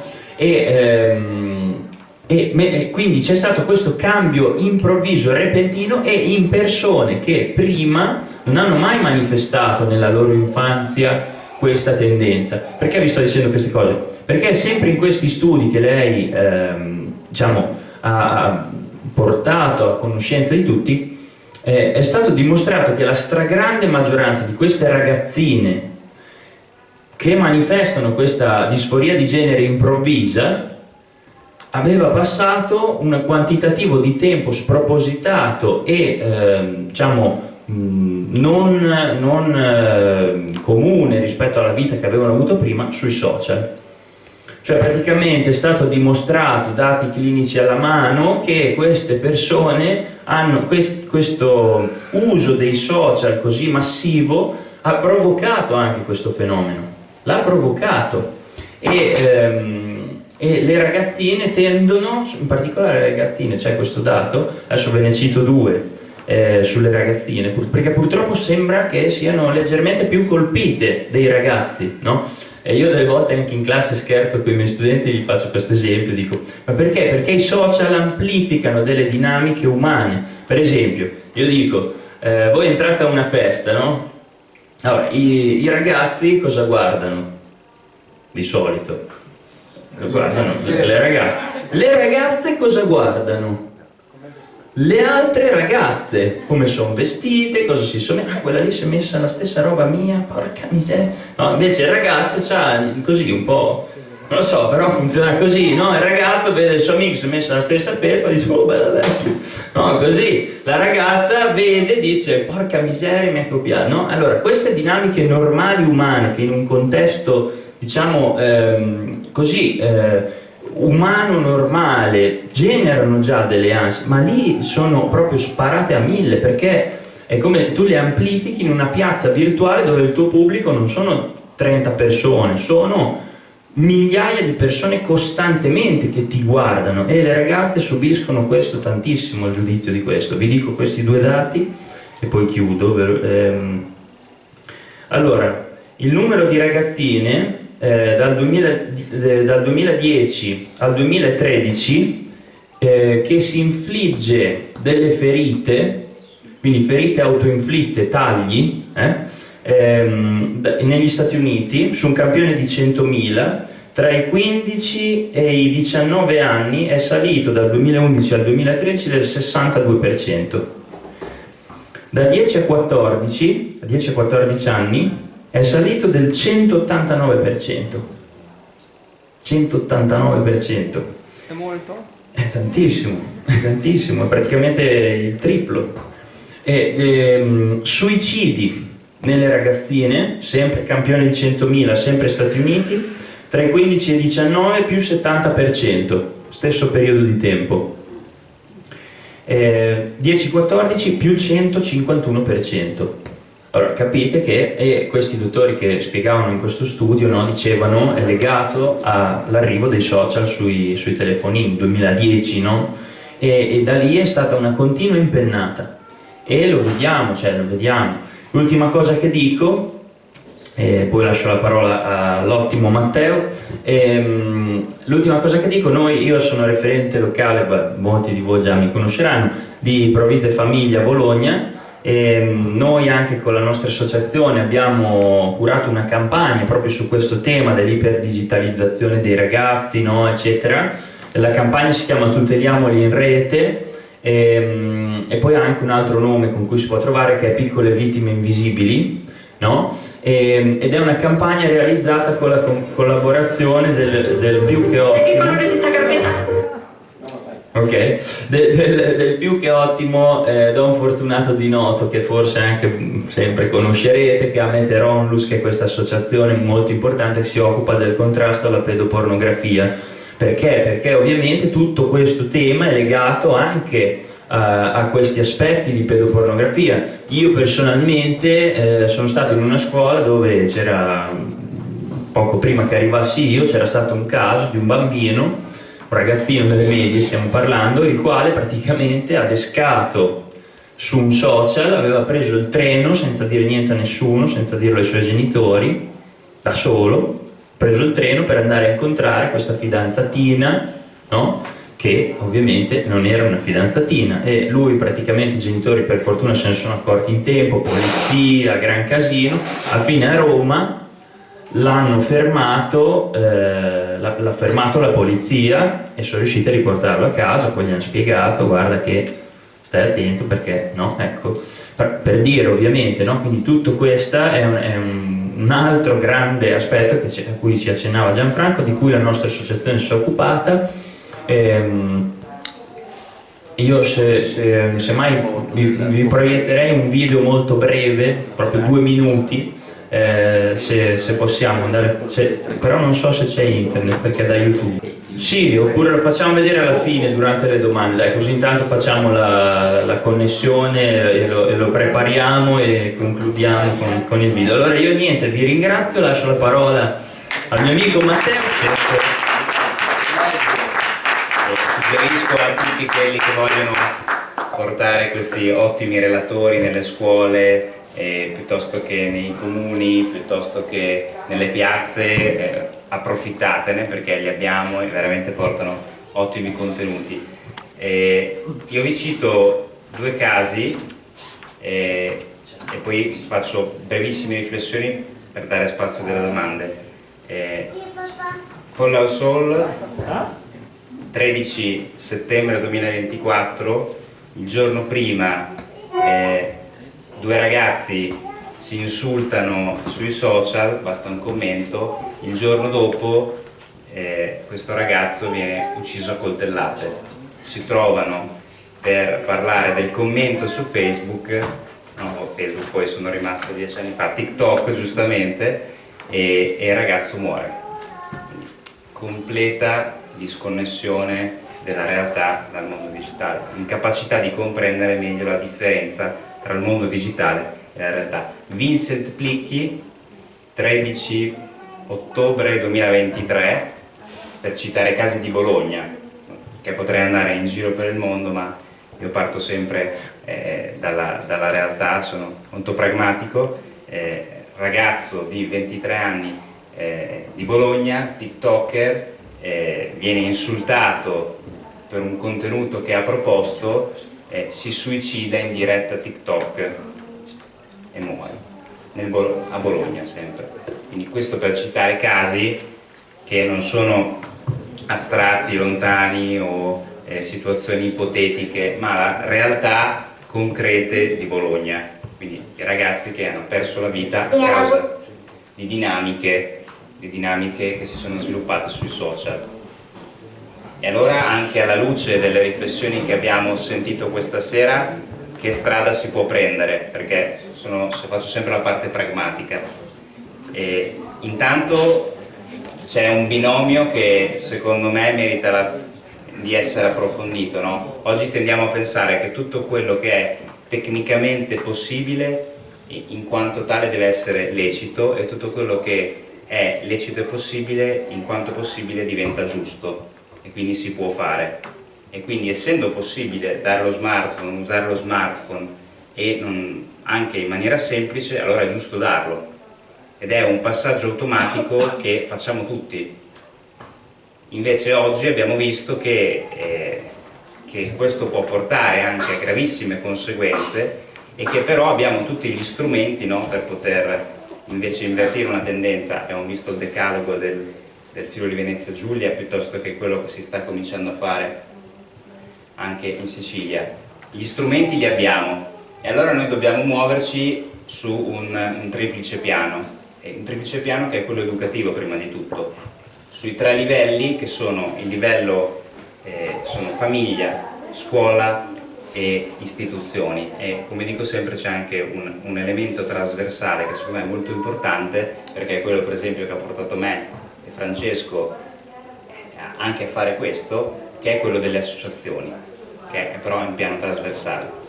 Allora noi dobbiamo, prima di tutto bisogna difendere, e lo dico perché è sotto attacco costante, la famiglia come primo soggetto educante, con un vero e pieno primato educativo. Bisogna riconoscere e difendere il primato educativo della famiglia, perché oggi si tende a smantellare questo concetto proprio per arrivare, come abbiamo visto, ai bambini e ai ragazzi che vengono educati dallo Stato. Ma se li educa lo Stato, se li educa lo Stato, poi chi è che definisce quella che è la linea etica? Chi ha il potere di volta in volta? E si rischia anche poi di perdere quello che invece è la linea che abbiamo visto. Quindi la famiglia che deve essere difesa, tutelata e promossa, i genitori che vanno anche aiutati, no? Con gli strumenti che ci sono, a rendersi conto della complessità, perché la complessità di oggi, quindi spezzo una lancia a favore delle famiglie, è molto maggiore rispetto a quella di ieri, cioè gli strumenti che oggi ci sono molto più invasivi. Il confine prima era quello della casa, era ben difeso da barriere fisiche. Oggi abbiamo questi strumenti che sono anche molto utili, perché non sto dicendo attenzione, non usiamo i social network, non usiamo il telefono, perché vorrebbe dire porsi al di fuori in un certo senso della realtà, perché purtroppo o per necessità è diventato uno strumento che anche banalmente per lavoro per molti è indispensabile. Però rendersi conto che anche le riflessioni che abbiamo fatto oggi non sono banali, velleitarie, questi piccoli accorgimenti fanno la differenza, lo fanno nella nostra vita quotidiana, lo fanno molto di più nella vita dei nostri figli, quindi partendo dal livello della famiglia, perché con i neuroni specchio, no, cosa ci hanno insegnato? Che i bambini copiano, i ragazzi copiano costantemente quello che vedono intorno, dai compagni, dagli amici, ma soprattutto e prima di tutto dai genitori. Quindi vedono fare una cosa i genitori e la copiano. E quindi il ruolo, anche quando non diciamo qualcosa o non cerchiamo di insegnare una nozione, anche solo con l'esempio fattuale di quello che facciamo in casa fa la differenza, ed è un cambio di passo che si può dare con il semplice sforzo del rendersi conto dell'importanza di questo aspetto, dell'impatto. Quindi convegni, riflessioni come queste vanno proposte sempre di più per rendersi conto dell'impatto che la scelta quotidiana, la vita quotidiana anche dei genitori ha sulla crescita dei loro figli, dato quello che abbiamo visto. La famiglia come elemento fondamentale che ovviamente deve ricevere e poi usare gli strumenti per affrontare questa realtà. La scuola, e per fortuna aggiungo che il governo da quest'anno ha deciso di vietare l'utilizzo degli smartphone in classe. È difficile, ma è fondamentale per tutte le ragioni che abbiamo visto. Bisogna tornare a leggere i libri di testo, ma non si riesce, ma è impossibile. Certo, da un giorno all'altro non cambia, ma con una progressività e uno sforzo da parte degli insegnanti, delle scuole e dei genitori, che devono essere, come il buon Valerio ci insegna sempre, delle sentinelle dentro tutti i consigli di classe e i consigli scolastici, è possibile invertire la tendenza. Lo Stato o le istituzioni, tra l'altro sullo scolastico la competenza diciamo primaria e grossa della Regione, che deve a ogni livello porsi al fianco dei genitori della scuola per dare questo indirizzo. Come ci ha illustrato bene Gianfranco, si possono utilizzare degli strumenti, c'è la possibilità di incidere e di avere un impatto sulle scuole, sulla vita dentro e fuori dalla casa. Ci vuole la volontà di farlo, quindi è necessario portare nelle istituzioni queste consapevolezze, gli strumenti, e anche dare l'impulso perché si vada nella direzione giusta. E qui il ruolo che è fondamentale e trasversale è quello delle associazioni, perché è vero che ci sono, penso di farne parte, diverse persone nelle istituzioni che hanno queste consapevolezze, hanno determinati valori, si rendono conto di questi aspetti della realtà che la permeano e quindi cercano di andare in una direzione positiva anche in termini educativi. Però è anche vero che la maggior parte delle persone, non per malafede, ma di quelle che sono nelle istituzioni, non se ne rendono conto, perché banalmente il loro obiettivo, la loro direzione è un'altra, diciamo, quelle che sono le loro preoccupazioni principali sono altre, e non è una colpa. Qui il ruolo delle associazioni è fondamentale, perché l'attività a livello istituzionale di lobby, non inteso in senso negativo ma in senso proprio positivo, di pressione quotidiana su chi è nelle istituzioni, nella scuola, come fa l'articolo 26, come fa anche Pro Vita e Famiglia, nell'andare a portare i corsi, nell'andare a chiedere alle scuole cosa state facendo, perché state proponendo questo corso, Perché non state proponendo quest'altra riflessione nel costruire contenuti per le classi e anche sul piano dei genitori? Perché le associazioni fanno possono proporre tanti corsi o tanti contenuti che servono ai genitori nella loro quotidianità, quindi l'impatto che ha, ma anche lo stesso Circolo Culturale Chesterton su questo aspetto fa un lavoro straordinario che porta direttamente o indirettamente frutti. Io stesso per anni ho seguito, sono venuto, mi sono anche formato con i contenuti del Chesterton. È vero, a volte i frutti non si vedono o si vedono molto più in là o li vedrà qualcun altro, però l'attività delle associazioni su ogni piano è fondamentale e ha un impatto molto forte, quindi muoversi su tutti e tre questi livelli con una consapevolezza che deve essere seria e rinnovata e responsabile da parte dei genitori prima di tutto, perché hanno l'onere ma anche l'onore più importante, e poi questi soggetti insieme devono rinnovare quello che è quel patto educativo che deve avere al centro il bambino, il ragazzo, quindi i più piccoli, perché poi i più piccoli sono i soggetti più deboli che vanno tutelati nel loro percorso di crescita, perché il soggetto primo è il bambino, che è quello che deve godere di quello che è il compito, il ruolo e tutte le scelte che fanno invece i vari soggetti educanti. Però va rinnovato questo patto educativo e il patto deve essere trasversale. In questo senso il ruolo di ognuno di noi a ogni livello è fondamentale, e quindi e qui chiudo, l'invito è non solo nei prossimi 3 giorni, quando avete un attimo di tempo, spegnendo il telefono, e tra l'altro faccio un inciso, consiglio personale mio che a me è servito molto, scegliere per esempio, e una cosa che ho fatto 8 anni fa è stata, quando mi sono reso conto di questa specie di dipendenza, è stata dire chiudo tutto, basta, esco da tutto.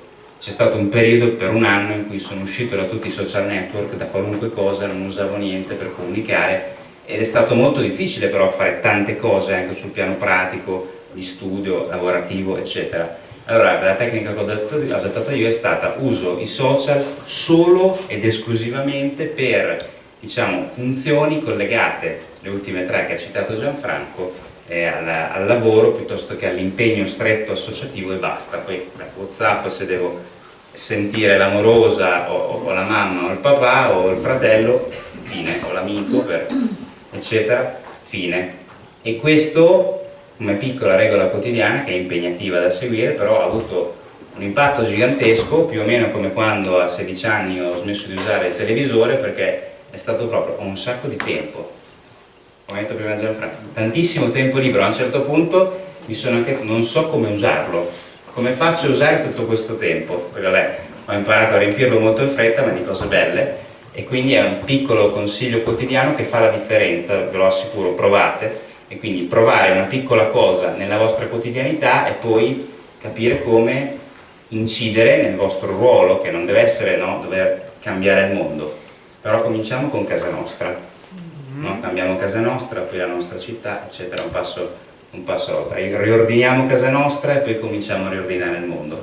Cominciamo così e secondo me possiamo avere un'influenza e un impatto e avere, tra qualche anno una casa, in casa un po' più di ordine, un po' più, e soprattutto più serenità, e anche percorsi educativi più sani per i più piccoli, lo stesso nelle scuole, lo stesso a livello statale, così crescendo. Ognuno nel suo piccolo può avere un impatto, può fare la differenza, e insieme possiamo costruire veramente un percorso migliore per tutti, perché gli strumenti ci sono, però vanno usati con consapevolezza, se no poi si va nelle degenerazioni che abbiamo visto. Se invece si usano bene possono avere anche alcuni aspetti positivi.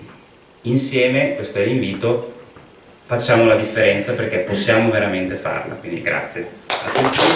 Ciao suoi figli. Ogni anno più di 1 bambino su 4 con profilo social sperimenta qualcosa di sconvolgente. Durante la pandemia la polizia postale ha riscontrato l'aumento del 246% degli addescamenti di bambini sui social. Un ragazzo su 3 si vergogna del proprio corpo per colpa dei modelli irraggiungibili proposti dagli influencer. Perché usate il telefono per tenerci zitti e buoni quando facciamo i capricci? Quasi l'80% dei ragazzi trascorre più di 4 ore al giorno sui social. Hai mai pensato di installare un filtro parental control sullo smartphone dei tuoi figli? Tutti i suoi amici hanno un profilo social, non è una buona giustificazione, il tuo figlio può vivere benissimo senza. Mamma e papà, occhi aperti, mi raccomando.